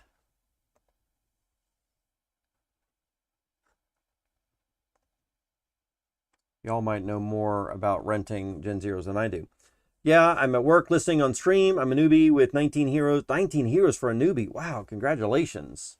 That is a decent amount of heroes. When you say newbie, again, if you're at work, then don't feel obligated to stick out and chat too much. Lurking is perfectly fine. That's fine. But I'd be curious, if you do have the time to answer, how long you have been playing. I might consider myself a newbie also, perhaps. But I've been here since maybe March or April of this year.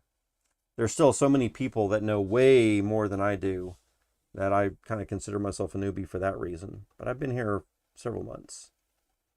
Let's see. First bunch were purchased with no knowledge of what I was doing. Yeah, I think most of us are the same way. And have been blown away with the complexity of it. Yes. So I had a friend introduce me to it right off the bat, and he was gracious enough to step me through or help me buy the first hero. And I really had no idea. I was like, well, I want a miner, and we were looking for a rare miner, so it had at least a little bit of a rarity. And I wanted something that wasn't super pricey, but that was not a floor hero either. And I think I ended up with a maybe an 80 jewel. Of course, we were spending jewel at that time. Either 80 jewels, and this is when jewel was about $6 or $7 each. And so this hero was about $200 of value, was my first one. And then I just kind of sat on that for a while. I was like, well, if they're this expensive and I don't really even know what I'm doing yet, then maybe I don't want a lot. So I just kind of sat on that one for a while. But then once the hero prices have dropped, now of course I've scooped up several floor heroes and kind of put them to work, and they seem to be bringing me some enjoyment, even though they're not fantastic heroes, that they are bringing me some enjoyment. And of course, I also picked up a couple of Gen0s, which are fun as well. But those are pretty pricey. And I'm not sure that those were the best. I'm still not sure that those were the best investment. I could have put that money into a liquidity pool and probably had a better return on investment over a shorter amount of time. But we'll see. Maybe I'm not using as best use of this Gen0 as I could. Let's see. So don't worry, you don't know what you're doing. This is a great place to learn. I think there's a lot of friendly people in the community. So if you're watching Crypto Grady, and if you're watching the AMAs and Sergeant Filthy McNasty, and hopefully myself, I can maybe every now and then bring some new information to the table, then I think that's one of the best ways to learn. And then, of course, keeping up with DFK's general chat in Discord. Lots of good information passed along there as well, right? Yeah, 3 months. Yeah, it's not long at all. There's a lot to learn. I'm still learning a lot. Let's see. But one of the things that I was going to ask about, and Jeremy, you might not know, so don't worry about trying to answer, but for these heroes for sale or listing heroes for sale, if you've got a Gen0 listed for sale, I'm listing this Gen0 for sale for 35, and it hasn't sold or it hasn't rented in 5 days. Mystical Meows is new? Yeah, absolutely. And so it's listed for 35, but it hasn't rented. And these others that are listed for 25 have rented. So I'm wondering if it's just that this one right here isn't really great. Although I think it's in fact, I think this one's better than some of the others that have been renting. And so now I'm thinking, well, maybe it's just the price. It's 10 more crystal to rent this one out. But the difference here is it's only got 9 summons on it, which means that whoever rents it is going to get that discount for using a summons that's below 12 or 18 or whatever the cutoff is for that. So let's see. Mystical Meows. Hey, yeah, indeed. Bravo says, oof. Yeah.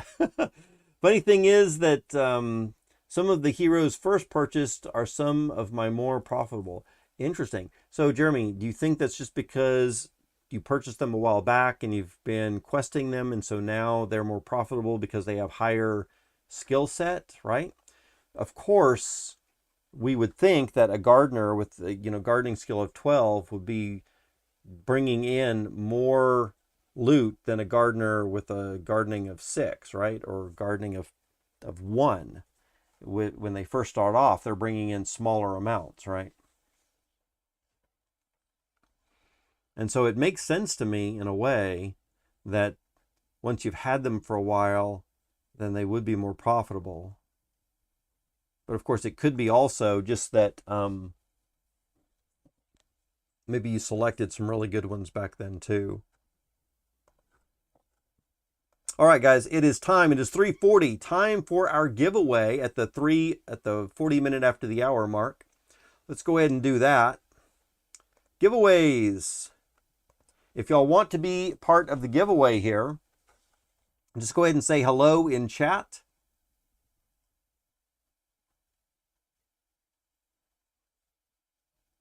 We're going to give channel members a little bit of extra luck here in getting selected. Just say hello in chat here. Get on the eligibility list. Mystical Meows, our first entry here. Welcome on in, Mystical Meows. Thanks for being here and hanging out. Gregory D, someone say giveaway. Indeed, we did, Gregory. And that little comment got you right in here into the giveaway.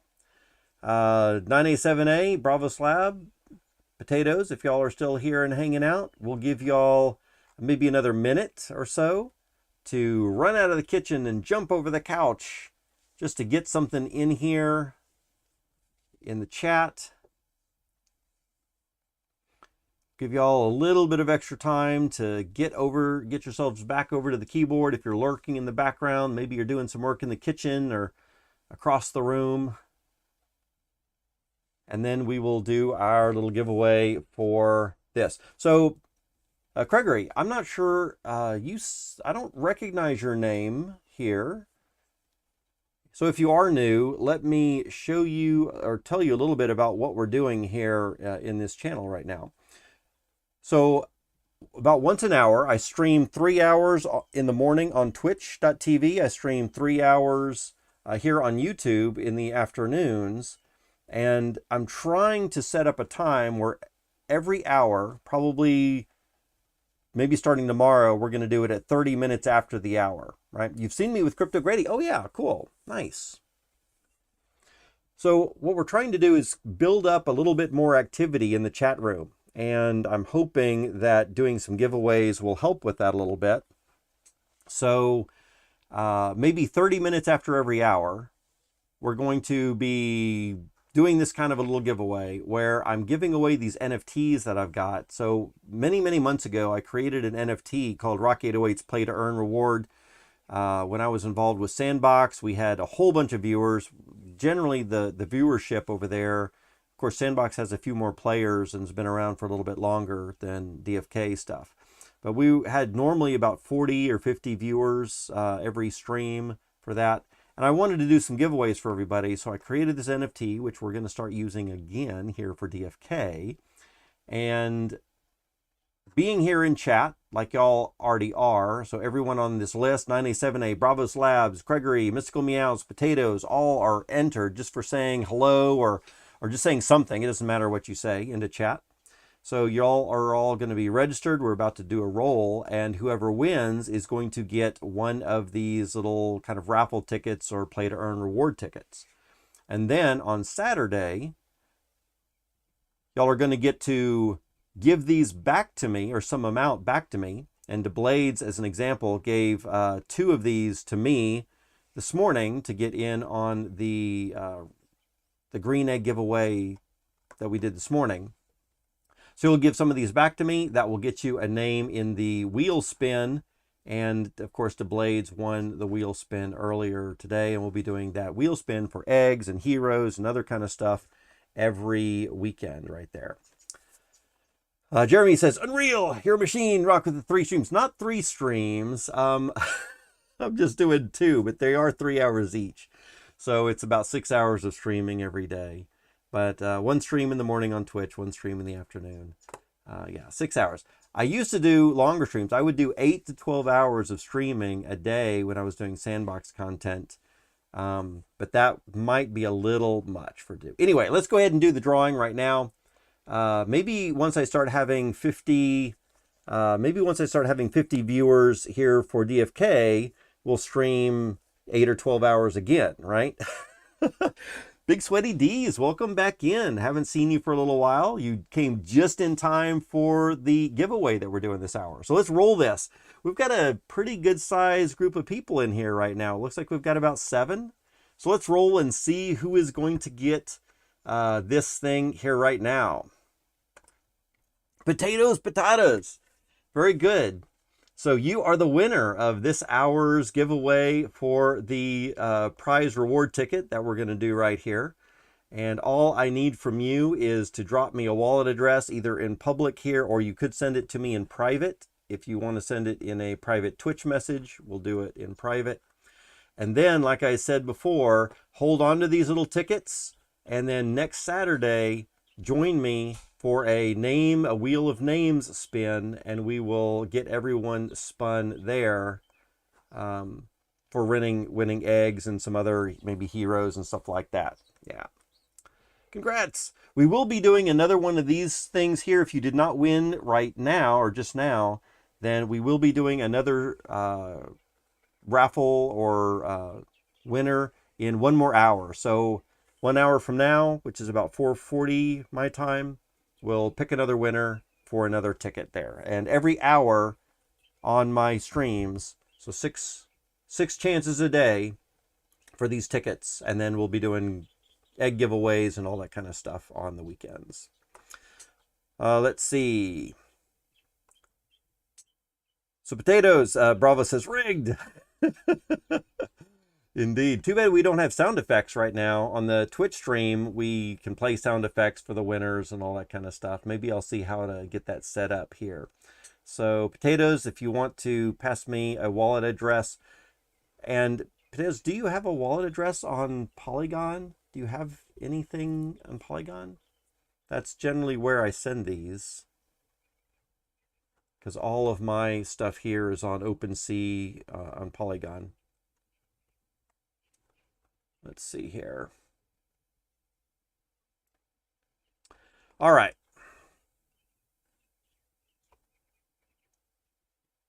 Looking at my messages. Very cool.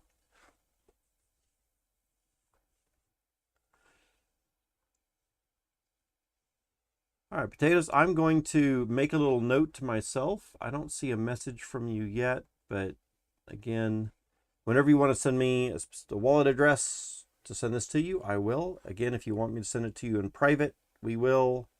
If you want to do it in public, we can do that too. Whatever works best for you. All right, so let's see. Good thing I got 10 tickets. And Bravos and anybody else who's been around for a little while, you can use your tickets that you've had before for the weekend stuff. Boss Breedveld, hey Rock, how's your pet game? Do you have any? Boss, guess what? I do not have a pet, but I definitely want to get one. Maybe we should try to do that. I want to try to hatch an egg today, right now. I've been watching a few of the other streamers talk about eggs, and in fact, I watched Grady's pet hatching with Mosh and Starbuck a week ago or so. Looked really exciting. I haven't thought about doing a pet yet, just because we don't have functionality for them quite yet, and I wasn't sure about feeding them and all that kind of thing. Let's see, Potatoes says, I'll send a message via Discord in a few moments. Yeah, don't worry about that, Potatoes. I definitely remember you, and as soon as we get that, I can send it off to you. No extreme rush. I just don't want to forget about it, but I'm making myself a note here that I won't. Grady had a killer match. Oh my goodness, Grady's pull of pets the other day was crazy. Yeah. Gregory says you should grab like a dozen eggs and hatch them and hold. The thing about that is, Gregory, I don't know enough about the situation with the pets. Do we have to feed those right now? Do we have to feed those pets right now? Big Sweaty D says, Jade Price on launch. Oh my goodness. Jade Price on launch? I have a feeling Jade price on launch is going to do something fairly similar to what Crystal did. I don't know what the price is going to be right out of the bat, but I'm going to suppose it's going to it's going to spike up pretty fast. I think there's going to be a lot of people jumping in, and I would be a little hesitant to jump in too fast with too much. But I also feel like I wouldn't want to miss out on the opening of that. So I have a feeling I'm probably going to ape in to some extent anyway. And just like I got crushed with Crystal and Crystal Veil, I think I actually bought some Crystal close to about $40 a crystal. Yeah. Like within the first couple of hours of Crystal Veil opening, and within the first couple of hours, I do seem to remember that, and I don't know exactly what it started at. Maybe it started at like $20 or something like that, somewhere right around in there, but it quickly shot up to about 44, if I remember correctly. And I do seem to remember that I bought some amount of crystal at about $40 or so. Yeah, not fantastic. Potato says, I really need to catch the Twitch streams. Yep, we do quite a bit of stuff on the Twitch streams in the morning. A little bit more play, but I think we might be doing a pet here pretty soon. I think Boss Breedveld might have talked me into hatching a pet, and we might do that maybe right now even. How about that? Let's see. You should grab like a dozen eggs and hatch them. Yeah, that sounds pretty interesting. Dan Grady was so lucky on those. Indeed. Let's see. Same, have yet to hatch an egg. Yeah. So, guys, can y'all tell me when? I think the plan, in fact, I'm positive the plan is that we're going to need to feed those pets, right? Do we need to start feeding them now, or is that going to come later? Do we have an idea of how we're going to feed them? They just sit there, like you get a really good one, you can sell it for 2K. Yeah, okay. So we're not feeding them quite yet. You don't have to feed them at the moment. That's good. Okay, so got that question answered. The pets just remain in your wallet. Jade will have very low supply on launch and the hype. Yes. So I could definitely see, Big Sweaty, I definitely could see Jade really spiking up high, especially if we have functionality. One thing that I really did not like about the Crystal Veil launch was there was a huge amount of hype, and then there wasn't a lot of functionality for quite a while, right? We had to wait a long time to even get heroes over there. We had to wait a long time to get the quests and all this other kind of stuff. And there was a lot going on about that same time, right? That's when the bear market was really coming into play. That's when other stuff was happening. The Harmony attack, it was near that time, maybe a month later or something. But there was a lot of other things going on that caused some slowdowns, I think. But I would really like to see Clayton launch, Jade launch, and then at least some more functionality that would cause us to be able to use and spend that Jade. And then with the low supply, if it is going to spike up, that people are going to want that. I think the problem with Crystal was a lot of people jumped into it right away, and then within a week or 2 weeks, we recognized there wasn't anything to do in Crystal Veil, so we had all this crystal with nothing to do with it, and the bear market was starting to hit us, and so a lot of people just started selling and bailing out of that, right? That was a big issue there. So you click your profile page on the top left, and you can look at your pets and see the ones for sale. Yes, so one of the things that we could do right here is we're going to click on our profile and look at pets and look at of course, I don't have any pets right now, but we can look at the pet catalog, and we could see what some of these beautiful pets are. I was looking at this a little bit earlier, and if you're looking at price descending and go to ones for sale, only the ones for sale, and look at this. Leviathan. Oh my goodness, this is crazy. Is this really 9,999,000 crystal for this? That seems overpriced to me. Does it, guys? I don't know. Is it?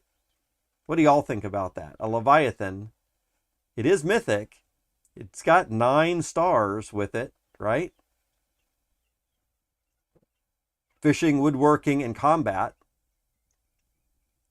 But I think that this is probably priced just to show it off, and no one's going to buy it, right? I think that's the purpose in this, right? No one's going to buy it at that price, but it's just to show it off. Like, hey, I own it. I've got it. Here it is. And then I guess if somebody does buy it, you're getting 9,999,000 crystal. So at that point, does it really matter if you've sold it unwillingly or not, right? I mean, maybe that is worth it. Bravo says fair price. Oh man, Bravo Slav is such a comedian sometimes. Now some of these others, I don't really know what the price is. I know that watching the pet video with Grady and Mosh and Starbuck, they were going off and they were talking about things that I'd never even heard of before. And that was, let's scroll down here a little bit. This thing right here, the odd pet variants, right?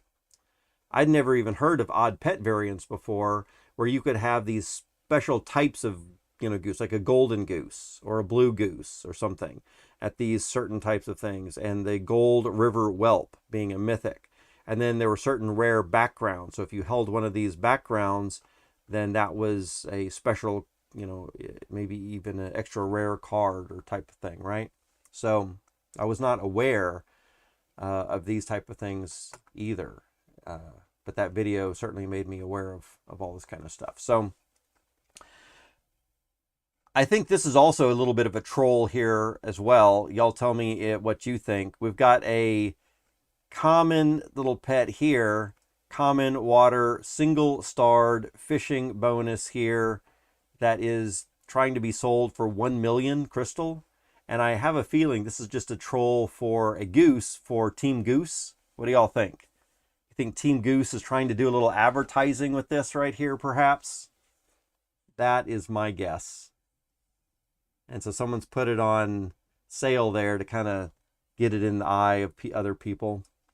But down here, there are lots of other pretty cool pets that you could buy. And if we do price ascending, we can see that the price of some of these pets are really pretty low. 7 crystal, 7.8. And of course, these are much more basic pets. They only have 1 star.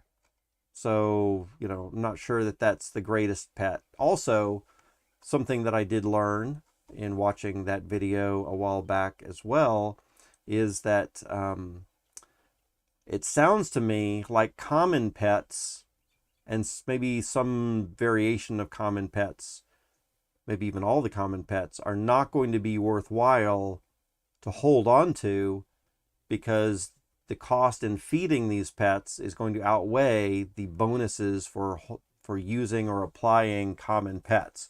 Is that what y'all kind of heard as well? See, Potatoes is talking to Big Sweaty, and I'm curious myself, Rock 808, the difference I see this time versus Crystal is there will actually be utility at launch since it's the power token. Well, Crystal was the power token in Crystal Veil also. So the Crystal was there, the power token, right? But the utility wasn't there in that we couldn't actually go on quests, right? And we couldn't actually buy and summon heroes on Crystal Veil in the first couple of weeks, right? Big Sweaty saying, rip, $40 crystal. Yeah, wow. Can't see Jade being near as high as crystal. Yeah, I don't think that that's going to happen again. That was before the bear market hit. And now that we're in a bear market, I don't think that any of these tokens are going to get anywhere up near $40. But even if they're not going to get up to $40, the spike, I think we're still going to have a spike that's going to be, what, 4 times as high as it should be, probably, is going to be my guess. And I'm hoping we don't see something like that, because then those people that are getting in early, like myself, who's trying to ape in, are probably going to get crushed yet again with that. But because the demand is going to be high and there's going to be a lot of hype, then I do have a feeling that getting into Jade in the first day of launch, I just have a sneaking suspicion it's going to wreck a lot of people. But probably including myself, because I'm probably going to ape in anyway. Let's see. And again, I'm not thinking $40, but I am thinking, up to $1 or $2, absolutely, Big Sweaty. I think that could very well be. But then if it spikes up to $1 or $2, I think it's going to, quickly, within a week, probably crash back down to 25 cents or something like that. So that's what I mean by getting wrecked there. I'm sure if you held on to it for a year, we're hoping that all those values go up, those tokens go up to at least $1 or $2 within a year once we're out of the bear market, right? Just as I talked to you about making a ninja, look at how it worked out. Yeah, Bass. We were trying to work out that ninja a couple of days ago, and it looks like I'm very easily persuaded by my chat, let's say, maybe with some things. In fact, I think I bought a Gen0 based on the persuasion of Bravos Lab at some point a while back. He said, "Oh, why don't you pick up another Gen0?" And I was like, "Oh, okay, sure." I can't do that all the time, though. I don't have that kind of money. But at that particular time, I think I had just moved in a couple thousand more USD, and I just had it sitting and waiting, and I didn't plan to buy a Gen0 then. I wanted to wait for a lower dip in the market before I got into liquidity pools. But I think Bravos Lab talked me into getting a Gen0, which actually turned out to be a really good Gen0, by the way. That was Galena, who is... Bravo says, "Don't you dare saying such lie to these people." Oh, man. I think it was you. Bravos. I know it was one of my viewers, and I'm 98% sure it was you. But I'm very happy with that purchase. Galena has been doing great as far as the Gen0 goes. Probably one of my best Gen0s. So it was really good that someone talked to me. And Bravo said, well, if it wasn't you, it might have been 9A, 7A. But one of y'all for sure mentioned that, and we just so happened to find a really good one and pick it out. Gregory says, I would get in and either hatch a few, scope out some floor pets before the utility comes into play. Yeah, that's a good point. We probably want to learn a little bit about pets before the utility comes out, because then we're probably going to see the floor price jump quite a bit. End up with 20 to 50 jewel on the floor. That could be. So maybe buying up a couple of these little pups right now could be good.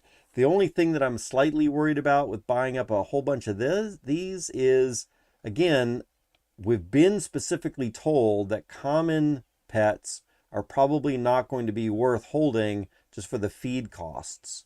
And so that's a little bit different than buying up heroes, buying up floor heroes, because we don't have to pay ongoing cost for just holding floor heroes, right? So I'm a little more cautious of that, I think. But maybe while they don't cost anything to feed, maybe we could do a little something. Also, we can't level up pets either right now, right? So they're not gaining value. That could be another issue.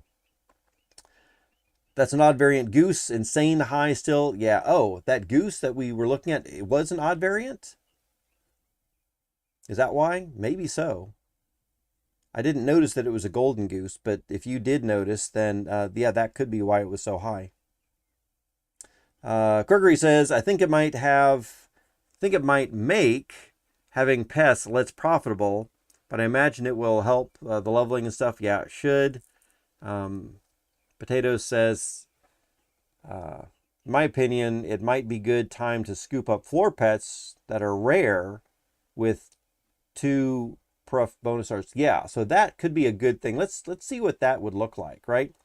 So common and uncommon pets, I'm not really interested in. I've heard things about those that probably are going to mean that that's not too great. But if we look at rare pets for 22 and 24 at the floor, well, is that the floor?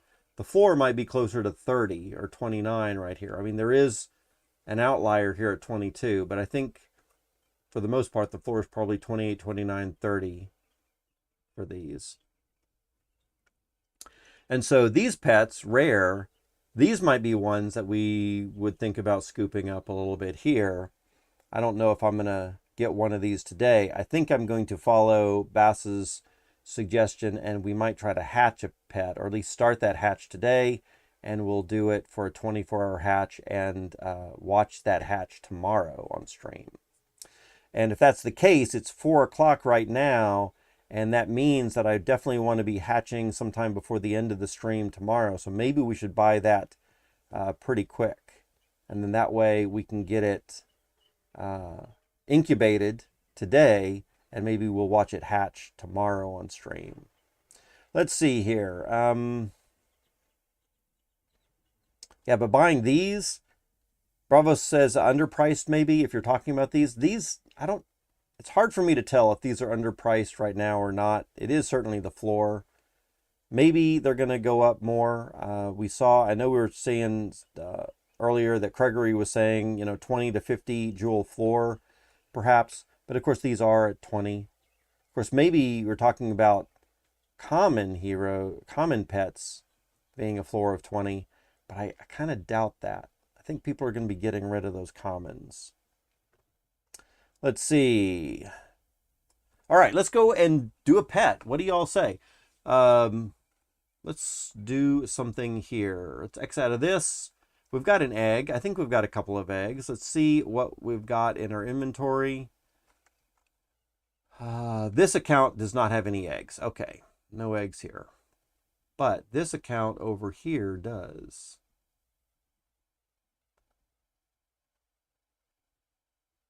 So let's go to DFK 3.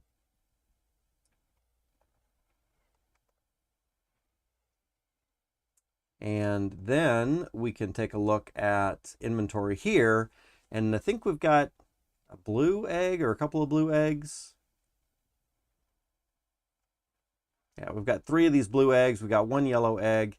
So let's take a look at these blue pet eggs. And if we go over to the marketplace and then into the hatcher, we should be able to incubate eggs. So the trade-in is something also that I think you're going to be able to select multiples of your trash pets. And what is it? Trade in 2 pets of the same egg color and receive an egg of that color, or 2 pets of a different egg and receive a randomly selected egg. Ooh, that could be interesting too. Yeah. So we might trash some of our things to get additional eggs there in that way.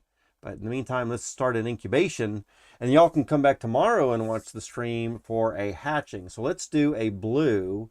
And I think what we want to do is the Gaia's Grace. However, Gaia's Boon actually is probably a better chance to get a mythic at 2%. And of course, there's some debate, I think, whether the 1% at the lower cost is better than the 2% at the higher cost. But I think if we did the math a little bit more precisely, we would probably find that the 2% chance for a mythic, even though it does cost more here, it's better to get a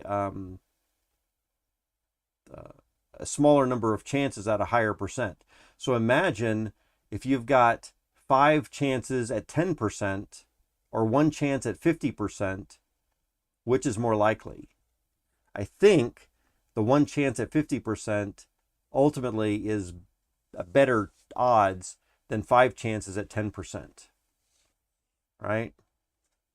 We could do some rolls and some testing on that, but I am pretty sure that 5 chances at 10% are not as good as 1 chance at 50%.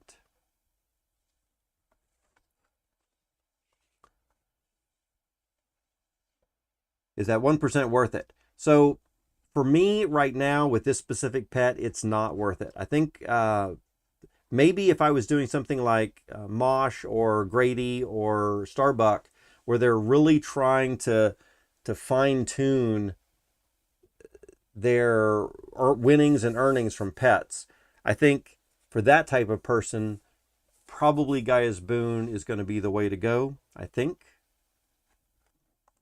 But for me today, I think we're going to do Grace, just because the cost is going to be so much more affordable.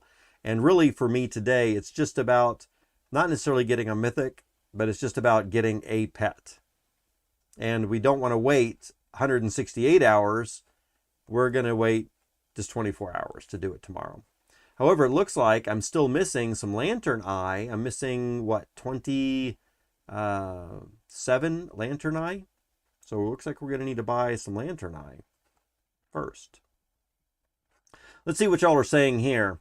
Hatched about, so boss, you've hatched about 50 blue and gray eggs last week. 24 hatch, at the 24 hatch hour. Pretty fun to open them all the next day. Yeah. That is good. Boss, did you keep track, like maybe in a spreadsheet or something? I'd be really curious to know what your results were for something like 50 blue and gray eggs. That seems like that you could get a lot of good information there. Guys, Grace seems like the best risk reward. It could be, right? Guys, Grace does seem really good. If you don't care so much about the mythic, I think that Gaia's Grace is good for that risk reward. I think the only time that you might want to go for Gaia's Boon is if you really care about the mythic. But we could do some math with randomization, and we could try to find out what is actually better for that kind of thing, or how many more times you would get the 2% as opposed to the 1%. Remember, when I'm talking about the 5 chances or the 5 attempts at 10% chance as opposed to the 1 attempt at 50% chance, then that means that for those 5 attempts where you have a 10% chance, then those 5 attempts have 90% chance to fail each of those 5 times, which is still pretty high. Whereas the one attempt at 50% chance to fail seems a little bit better, right? But again, we could do some random math on that to see. Still think the best overall odds are with the 10 jewel option according to my quick potatoes math. Could be. Like I said, I have not actually done the math yet myself. It's just a little bit of thinking there on my part about random numbers and percentages of chances.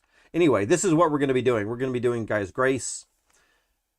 And we do need 27 more Lantern Eye. So how are we going to get that? Let's come into the trader. And I guess we're going to look up DFK Lantern Eyes. DFK Lantern Eyes. And look for 27 more of those. Oh, wow. Those are only 0.1 jewel. Well, we're going to be doing crystal anyway. I'd rather not spend my jewel. Are y'all doing the same thing, guys? Are y'all spending jewel for anything right now? Or are you holding tight onto your jewel and you're spending your crystal for things? And maybe your gold too. All right, let's go ahead. If it's this cheap, let's go ahead and buy 100 Lantern Eyes for 0.24 crystal. That way we can do maybe a little bit more with pets later on.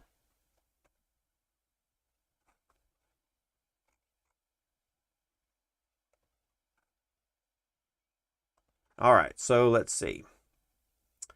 Bas says, I didn't keep track in a spreadsheet, but got no mythics, 4 legendaries. 4 legendaries is still pretty good. 2 pretty good ones and 6 rares. Wow. So out of 50 eggs, you basically, it looks like you got about 10 that I would say would be worth keeping. Again, rares and aboves, I think, are going to be the ones worth keeping. I might end up keeping more. I might end up keeping the commons and the uncommons myself for some amount of time. But it's my understanding that those are probably going to be the ones to sell, right? What are your thoughts about that?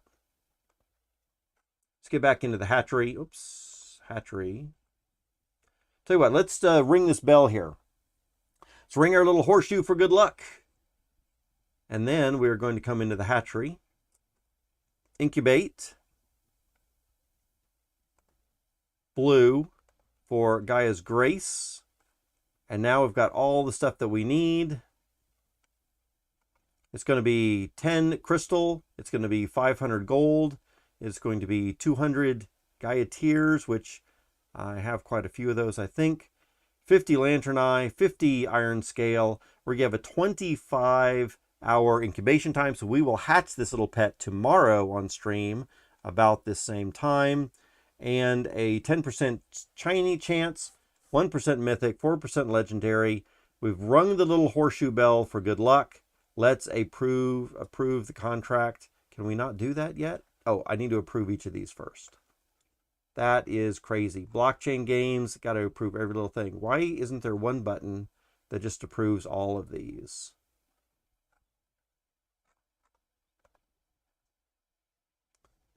Let's see.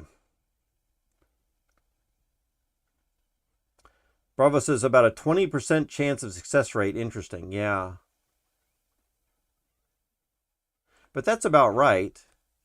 So if we've got rare, legendary, and mythic, 15 plus 4 plus 1 is 20%.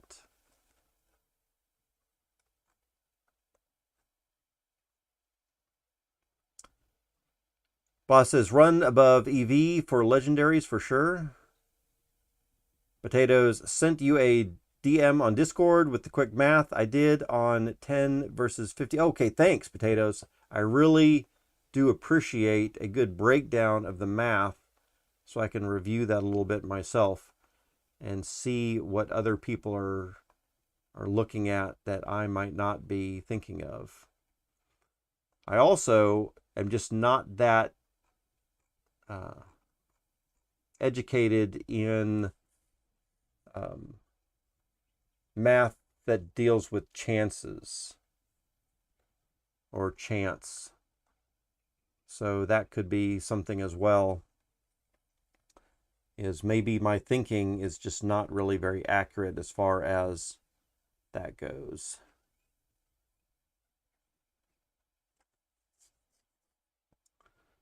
What I think I might do is I might run a random number generator maybe 10,000 times, and we'll see how many times we get below a 98 as opposed to a below a 99 from 1 to 100 chances.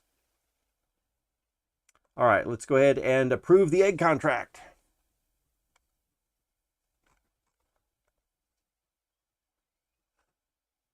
Whoop, whoop.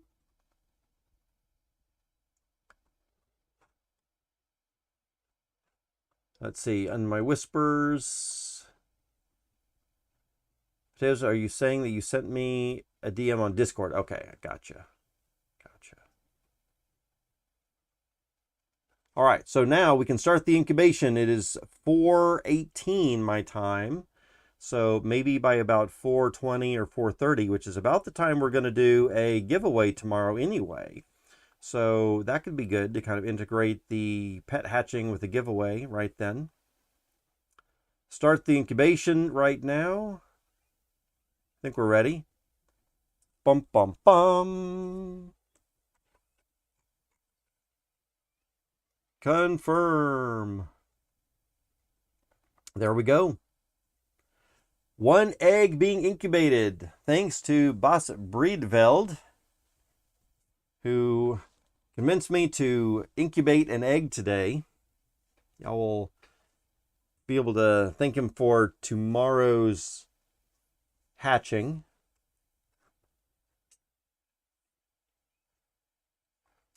So we'll be ready to hatch in 23 hours and 59 minutes. Very cool. Our blue egg. Yeah, and then I bet hatching 50 of those all at once, definitely very satisfying to see all of those things come out.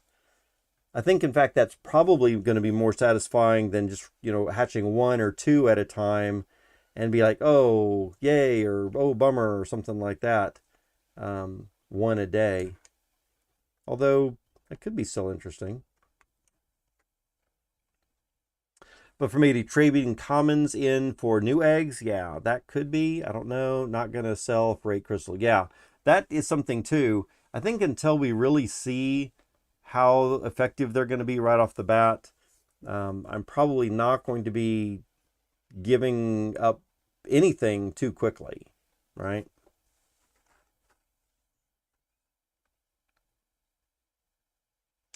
Let's see. Potato says, my first significant pet purchase was a rare engorged blob with 2 stat professions and a rare for 99 crystal. Really? That sounds pretty good. 2 stat profession bonuses, rare background, 99. Yeah. We might look at pet catalog. We might look at some of the ones here. Are we looking at for sale? Rare. Apply. Maybe we would. Oops, that's not. This is ascending by IDs. Let's just go price ascending. We might look at a couple of these and see if there is anything that we would be interested in getting. I think what I would want to get first, although I guess we can't right now. So all the pets that we have out right now are either going to be fishing or foraging pets, right? Because of the only colors that we have available to us.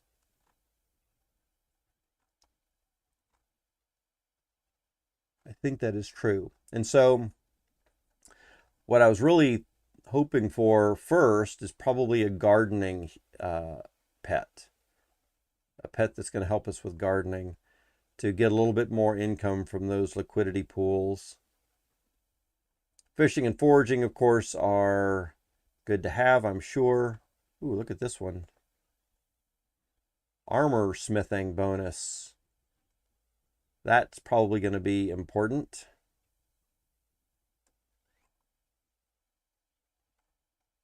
I've heard that tailoring is very rare as well. Seems that there's quite a few with tailoring, but I think something that was mentioned on one of those streams, previous streams, was tailoring was a little bit more rare. Doesn't seem to be right off the bat, but of course, I'm sure that Mosh or Starbuck, whoever was talking about that, actually had a spreadsheet and did the math and has all the numbers, so they probably know what they're talking about.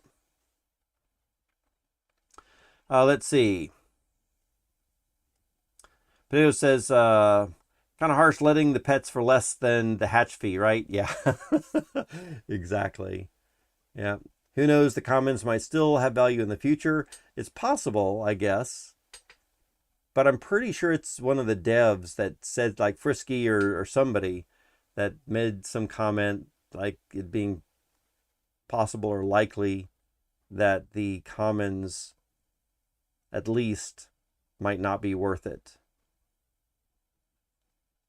So unless something changes, which I guess something always could change, and perhaps holding on to a hero, I don't know. It seemed to me like what the information that was being passed on was saying that the cost to feed the pet was going to be more than the pet was bringing in, right?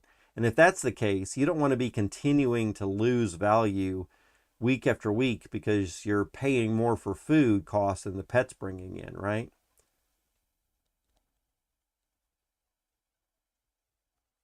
So I'm really not sure about that. Maybe later on down the road, I'll look more at commons and uncommon pets. But I think for now, I probably wouldn't buy anything below a rare. Made an easy, let's see, made an easy, some easy crystal the other day.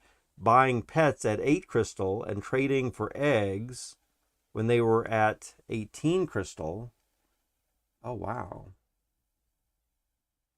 If I had crystal right now, I'd buy the ones for 7 and trade them on the next pump. Interesting. Interesting.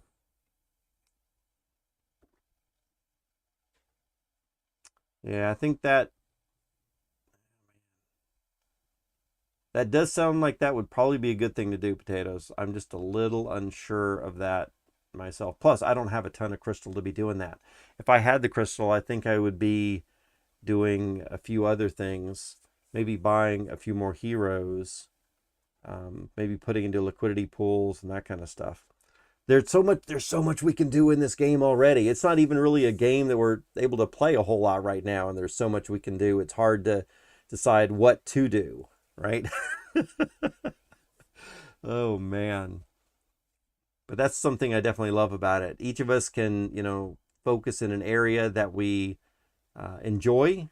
There's lots of different areas that we could choose from, and maybe not all of us are going to be stepping on each other's feet as we do the things that we love. And it's not that everyone's trying to do all exactly the same thing at the same time. The comments might be useful to burn if they guarantee greater rarity. If they guarantee greater rarity, I doubt that they would guarantee it, but it could be interesting for that. All right, guys, it is 4:26. In about 10 more minutes, we will do our final giveaway of the day. And then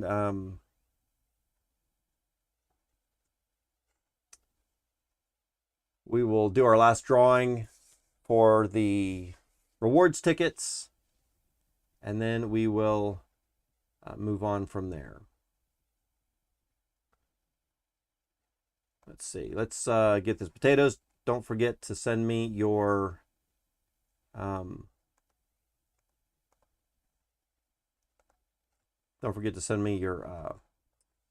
wallet address at some point for me to send off this thing to you as well.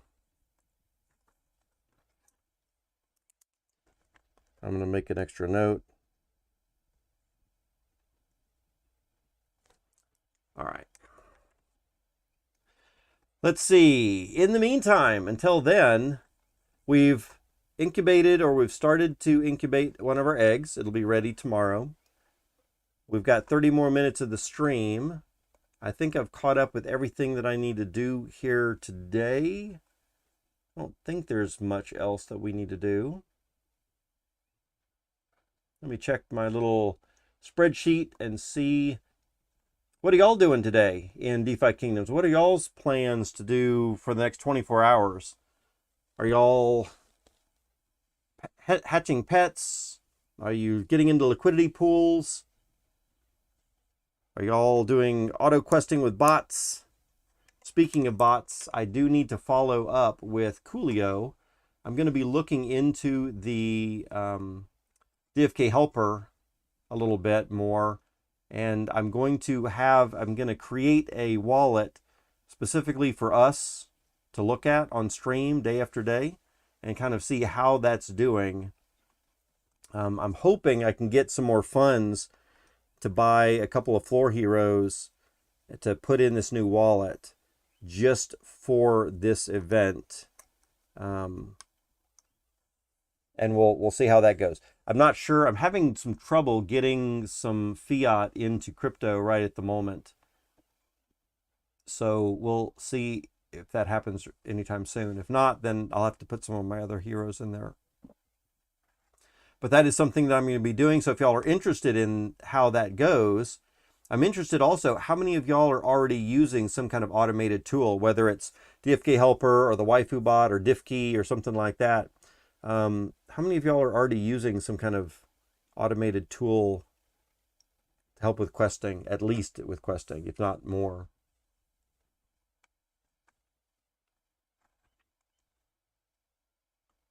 And also, I guess everyone's enjoying, if you are doing automation, you're enjoying the service that you're using.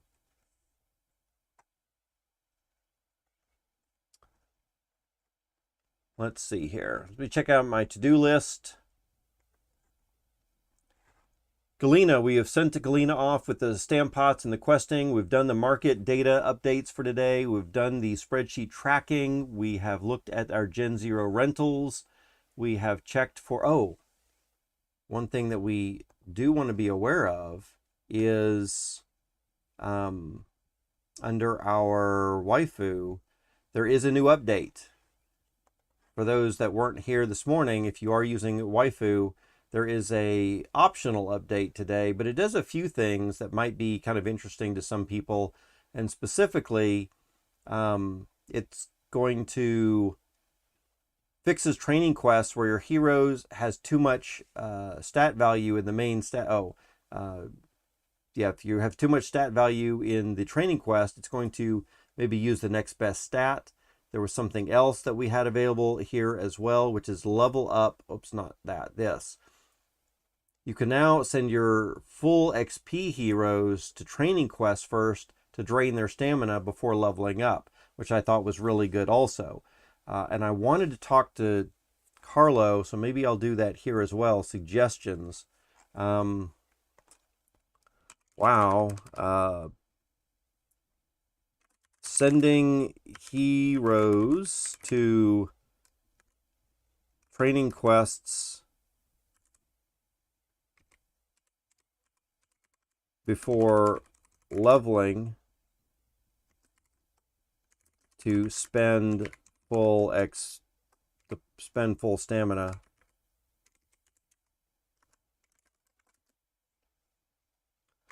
Really sounds great. This reminds me of another great feature I would like to request.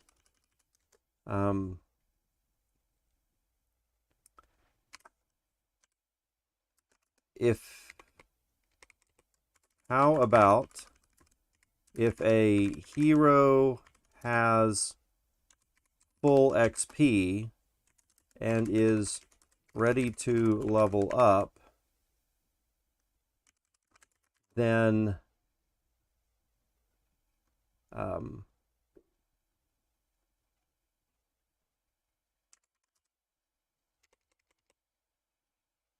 no matter what their,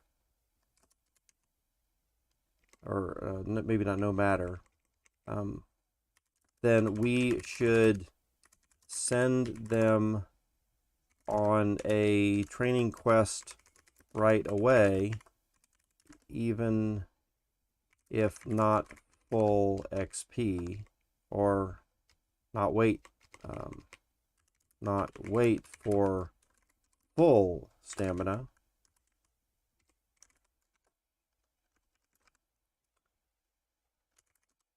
To spend whatever stamina they do have, and then level up right after that. It would mean getting them leveled up a little faster than waiting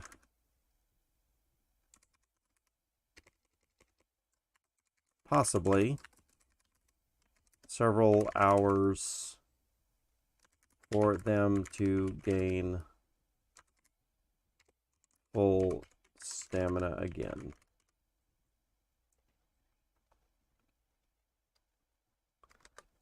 Is something like that easy to do? Question mark.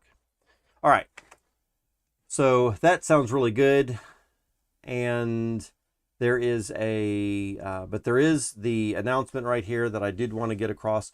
So there is a optional update to waifu if y'all are using that. It sounds really good. The new version is 4.7. I will probably be installing that tomorrow on stream, probably on the morning stream on Twitch. So if y'all want to see how I get that installed and upgraded from my version 4.6 to 4.7 and getting in there and making some of the configuration changes that he's recommending right here, then go ahead and set your alarm clocks for the stream tomorrow morning on Twitch, and we will get that put into place then. But I thought I'd bring this to y'all's attention since I've got a little note in my to-do list to check for updates and all of the stuff in the different Discords, which we did this morning. So that's something else too. If y'all miss the morning streams with Twitch, we generally go through everybody's Discord here that's DFK related, and we look at announcements and all that kind of stuff and make sure that we're caught up with everybody's announcements, that if there's any giveaways that these other communities are doing, that we at least be aware of those as well. And if there are some things here like DFK raffle and the birthday raffle, I think everyone in my chat right now is very aware that DFK did the raffles for the duels and the birthday stuff yesterday, was it, or the day before? And you've all checked your wallet addresses. Did anybody win? Did anybody here in my chat win from the duel raffle or the birthday raffle? I did not. I did not win anything from those raffles. But it would be cool if somebody did that we know. Also, what about those bloater plushes? I'm definitely going to be buying one of those. In fact, I'm surprised I haven't given this a something or another. Little check there. But those bloater plushes, I'm probably going to have to buy at least one when they get into the merch store. Let's see.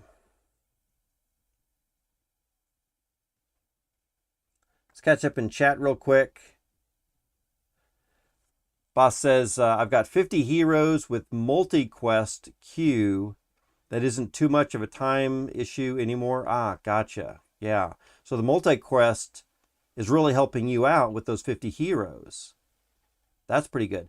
I suppose you're still having to level those up yourself manually. And does that help you out in the middle of the night as well? So you don't have to wake up in the middle of the night to go quest your heroes too? Does it let you specify those heroes in advance that you're going to be sending throughout the night? Yeah, in the queue, and they regain stamina while they're waiting in the queue. Yeah. That is important. I think very, very good to have. All right, guys. It is just about that time. We're going to give people another 3 or 4 minutes until we get this other giveaway started. But if y'all want to start to get into place for that, looks like Boss might be the only person here in chat right now that has said something in the last 15 minutes. So we are going to be doing another drawing in 7 minutes at the most at this point. So if you want to come in and say hi, anybody who's out there in the sound of my voice, you can come in, say some kind of message. Doesn't matter what you say here in chat, just as long as you say something. And that will get you in the eligibility list for the drawing we're going to have in probably anywhere between 2 and 7 minutes.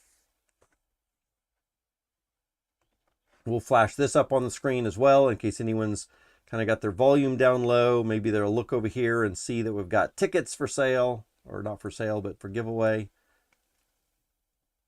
That'll bring a few more people back in here as well. Sardo, hey, welcome on in.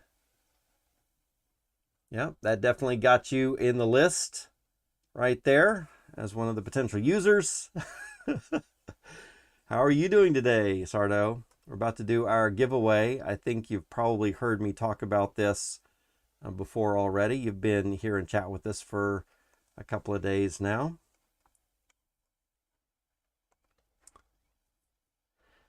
Jeremy King still listening. Awesome. That's what I like to hear. It's what it's all about. Just make sure y'all are lurking in the background You've got it on in the background. Everything is good. I got water cards for sale.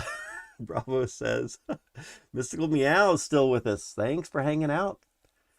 Boss, a bot would be more efficient. I heard DFK wants to integrate a bot into the game for questing in somewhat near future. That would be cool. In fact, wouldn't that be really cool if DFK actually teamed up with somebody like DFK Helper or DFK or Waifu or something like that to bring in one of their already programmed bots, and then maybe got the 3 of those people to team up and work together. I would really love that, actually. If maybe DeFi Kingdoms was able to, if you want to call it buy out, if you want to say it that way, those 3, and not necessarily buy them out and leave them with nothing necessarily, but bring all of them in as one team that might be working on a automation tool. I think that'd be really cool to have multiple people working on those type of projects, and maybe incorporating a little bit of what all of those people are doing could be kind of cool, especially if DFK dev team themselves is going to be starting their own bot, and if it's not going to be as expensive as some of these others, it might put some of these other bot developers, if you want to say, out of business. Or why pay, you know, $30 or $100 a month if DFK is providing something for free or almost free, or maybe with a, like, quote, subscription from what we get from Cjewel, right? Seems my last message did not go through. Interesting. I don't know. Potatoes, let's check out what you've got over here in this. Yeah, I don't know. I think I've turned off the spam. Yesterday, Grady came into chat here and put up a whole bunch of emotes. And the spam protection here got him for excessive emotes. But I think I've disabled all of that stuff right now. So you should be able to give a bunch of emotes, a bunch of links and other kind of stuff, and you probably would not get... oh man, did me clicking off of that take that away? Dang it. Guys, sorry about that. I clicked off of that screen and it took away the users that have been saying something. So y'all have to come back in and you have to say hi again. I'm sorry about that. Did not mean to do that to y'all. I didn't think that it would reset that. But it looks like it did. Dang, yep, absolutely. So come on in, say hi one more time. Let's get y'all back on this list. That was personal. I waited until Bravos came in, and then I just got off the screen there. Oh my goodness, yeah, I did not mean to do that. So hopefully I'll know better next time. Yep. Who else was here? Mystical Meows, make sure you come in and say something. Potatoes, make sure you come in and say something one more time. And let's see. Who else? I think we've got everybody else. 9A, 7A, Nobel, are y'all lurking in the background? Now is the time to jump in. And other than that, I don't think... Oh, Big Sweaty? Big Sweaty's probably not lurking anymore. But if you are, then... Gregory... If you're still out there somewhere, now's the time to jump in, say hi, get on our list for our giveaway here. Let's see. Potatoes looks like you're getting in. There you go. Mystical Meows, are you still out there? I think you got in and then you just missed it. Ah. All right. Going to give everybody just another minute or two, and then we're going to spin this, and this will be the last drawing that we have for today. We'll still have about another 15 minutes of stream time to go, and then we'll pick up tomorrow with the morning Twitch program again. And again, we will be giving away, or these tickets that we're going for right now will go towards a drawing that we're going to draw next Saturday. And y'all got multiple chances to win these things again. All right, there we go. Mystical Meows, Boss, Bravo Slabs, Jeremy, Potatoes, Sardo. Y'all are all here. Thanks for hanging out with me today. Really appreciate it. Great conversations, and I'm glad that we got to do a pet incubation. We will be hatching that pet tomorrow. Oh, Gregory, wow, you're still here. Awesome. That's great. You just barely got in here. Nice. Welcome back in. Yep, very good. All right, let's go ahead and spin this and see what we get. Who is going to take away the final reward ticket for the day? Roll it. Oh, Crypto Monete. Wow, you are just getting in and under the wire. So I see you stay high. Let's just give it a second there to get caught up. Nice. Yeah. Crystal Veil 28073 looks good. Is that a hero? Should we be buying a hero? Let's roll it and see who wins this giveaway. Boom, Crypto Monete. Oh my goodness, are you kidding me? Congratulations, Crypto Monete. You snuck in right under the wire and you happen to be the winner there. Wow. Talk about luck. Well, congratulations. I don't know how long you've been listening, if you've been lurking in the background, but I do know that you join us every now and then. So if you had no idea what was going on and you just jumped in, just happened, you just got lucky right then.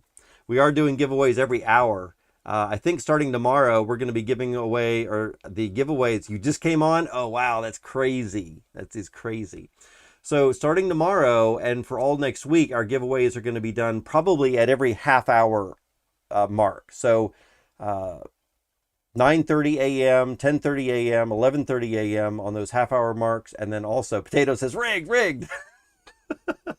Exactly. And then also from our 2 p.m. until 5 p.m. stream here on YouTube, the giveaways here will be at 2:30, 3:30, and 4:30, right? And so if y'all want to kind of time those a little bit, you can. I feel like I want to specify the times, at least for now, to kind of build up the community a little bit and make sure that at specific times we get this.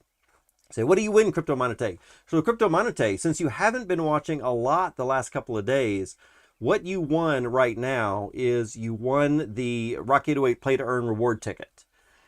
And we're going to be giving away 6 of these a day, 3 on the Twitch streams in the morning, 3 on the YouTube streams in the afternoon, at every half hour mark during our streams. You know, we stream for 3 hours in the morning and 3 hours in the afternoon. And at every half hour, so we'll be giving 3 or 6 total. And then with this ticket, actually with these tickets, because you're going to need more than one. But with these tickets on Saturdays, we are going to be putting those into a wheel of names. Anyone who has at least 2 or 3 or 4, I haven't fully decided yet, but some number of those tickets is going to get their names in the wheel of names. And then that will be spun for a winning of like a pet egg or a pet itself, or maybe a summoned new hero or something, some random loot, some kind of loot box of crystal or jewel or something like that. What if you have 20? There might be a chance for you to spend more to get more of a chance at some time in the future. I've been thinking about that, but I know that some people like Nobel, I think Nobel has like 50 or maybe 100 of them or something. And so I didn't want to overwhelm too many people too quickly. So I wanted to limit it to 2. But if you do have 20, we will plan on something big, some kind of big reward for people that do have a lot more. Because I know some of y'all have been watching me for months, right? So anyway, right now, this is what you've won. And hold on to these. On Saturdays, we will be doing a giveaway for the heroes, the eggs, the pets, and all that other kind of stuff. You have 27 now? Sweet. So you can shoot me your wallet address either here in public, which I think is a little less common these days. I think more people are a little more hesitant to do it in public, but you're welcome to send me your wallet address on private, either in Discord or Twitch, and I will transfer that to you.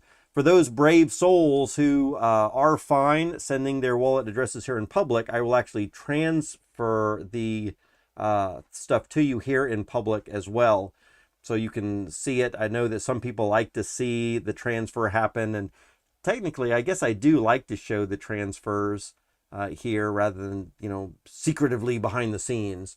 But I don't want to be giving away or leaking anyone's wallet addresses that might not be interested. But I do know personally that anybody who cared could absolutely see everyone's wallet address just by looking at the blockchain stuff. So I know for myself that we're not hiding anything by doing anything off stream.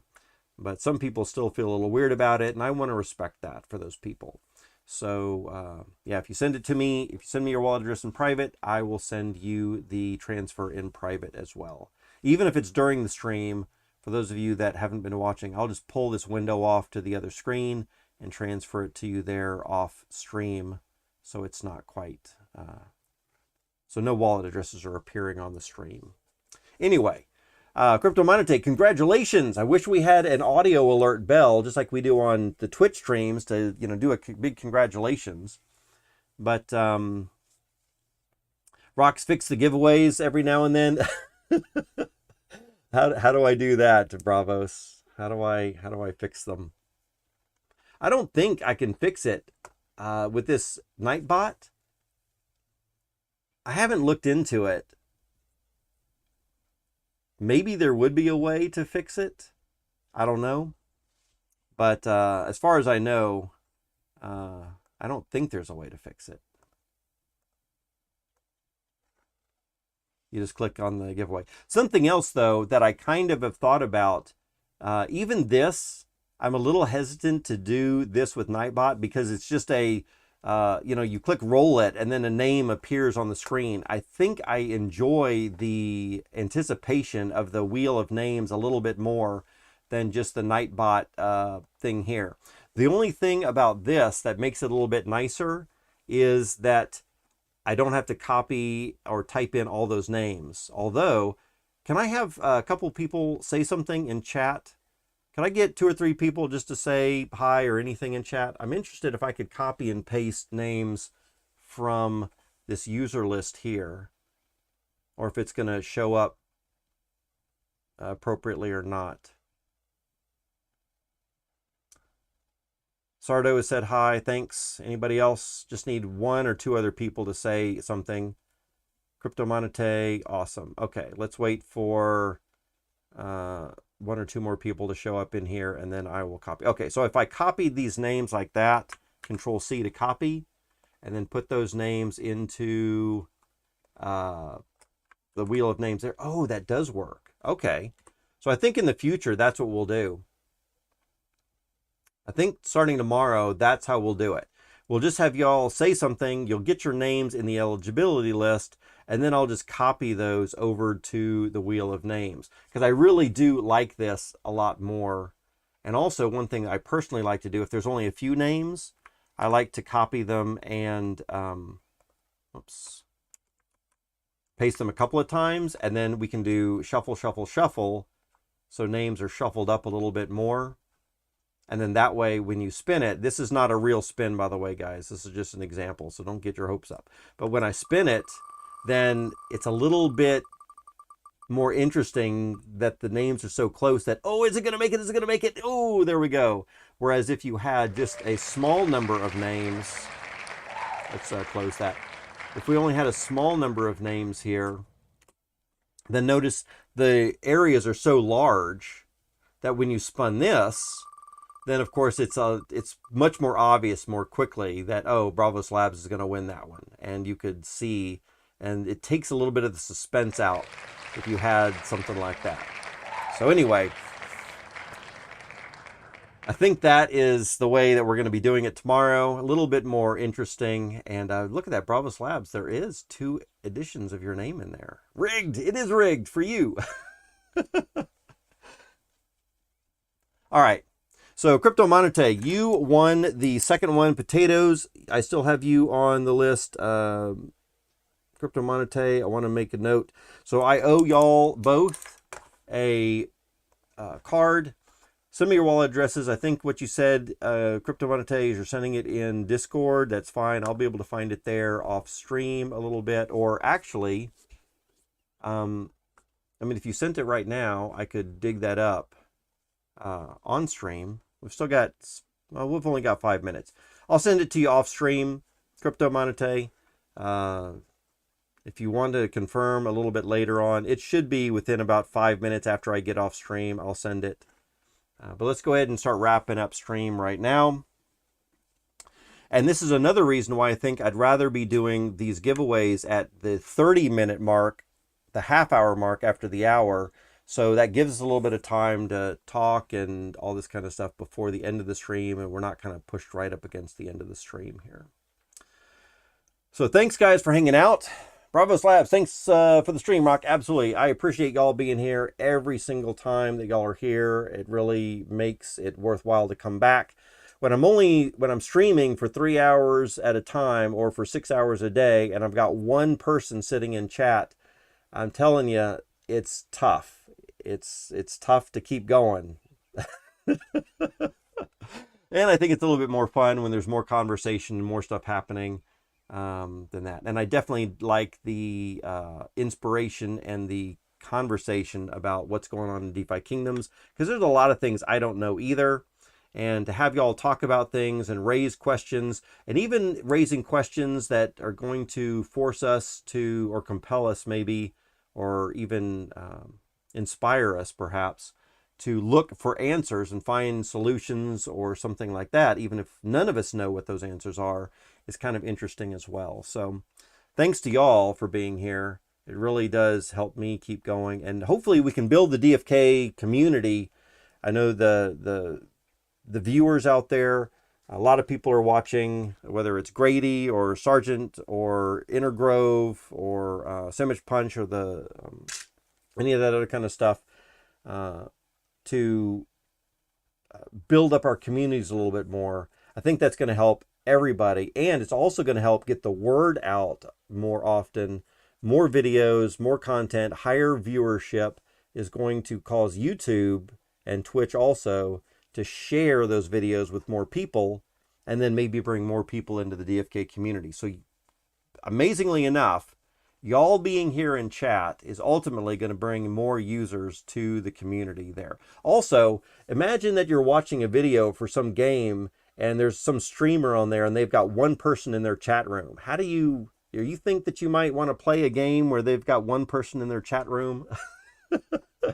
Oh man, that might be like, that game's dead or something like that. So having more of us in here more often into more streams and more different people's streams, I think is just going to be good for the DFK community in general. So again, I appreciate y'all for being here and taking your time to be a little bit of interactive in the chat room as well. Yeah. Yes. Okay. So Sardo says, you are a rock in name and fact. Yes, foundational. Let's be foundational in the community, and let's really build up this DFK community in all kinds of different ways. And having said that, guys, we've been streaming for a little while now. Let's go ahead and wrap this up. I will see y'all tomorrow. I tell you what, we've only got 1.5 minutes until we flip the 3-hour stream mark. So we're going to drag this out 1.5 more minutes. Thanks for being here, guys. What topics? Does anyone have any topics that we should discuss tomorrow? Maybe I could do a little bit of research and come up with some things that y'all might want to cover on tomorrow's stream. We're certainly going to do egg hatching. We're going to hatch that egg. So I'm going to put that down. Anything else specifically that y'all would like to do tomorrow? We might, duels. I wanted to do some more duels. We definitely want to be doing duels very soon and a lot more, because duels are going to play a big part in the abilities to get or perhaps win some of those Generation 0 heroes, whether they're from Crystal Vale or the new Clayton blockchain. I'm not sure. They might be Crystal Vale Gen 0s, but I think they're going to be Clayton Gen 0s. So that'll be kind of cool as well, right? And duels is going to play a big part in that. So we definitely want to keep that in mind, and I want to get more set up with duels. All right, guys. Until then, think about things that you want to talk about. I will see y'all tomorrow. Until then, rock out.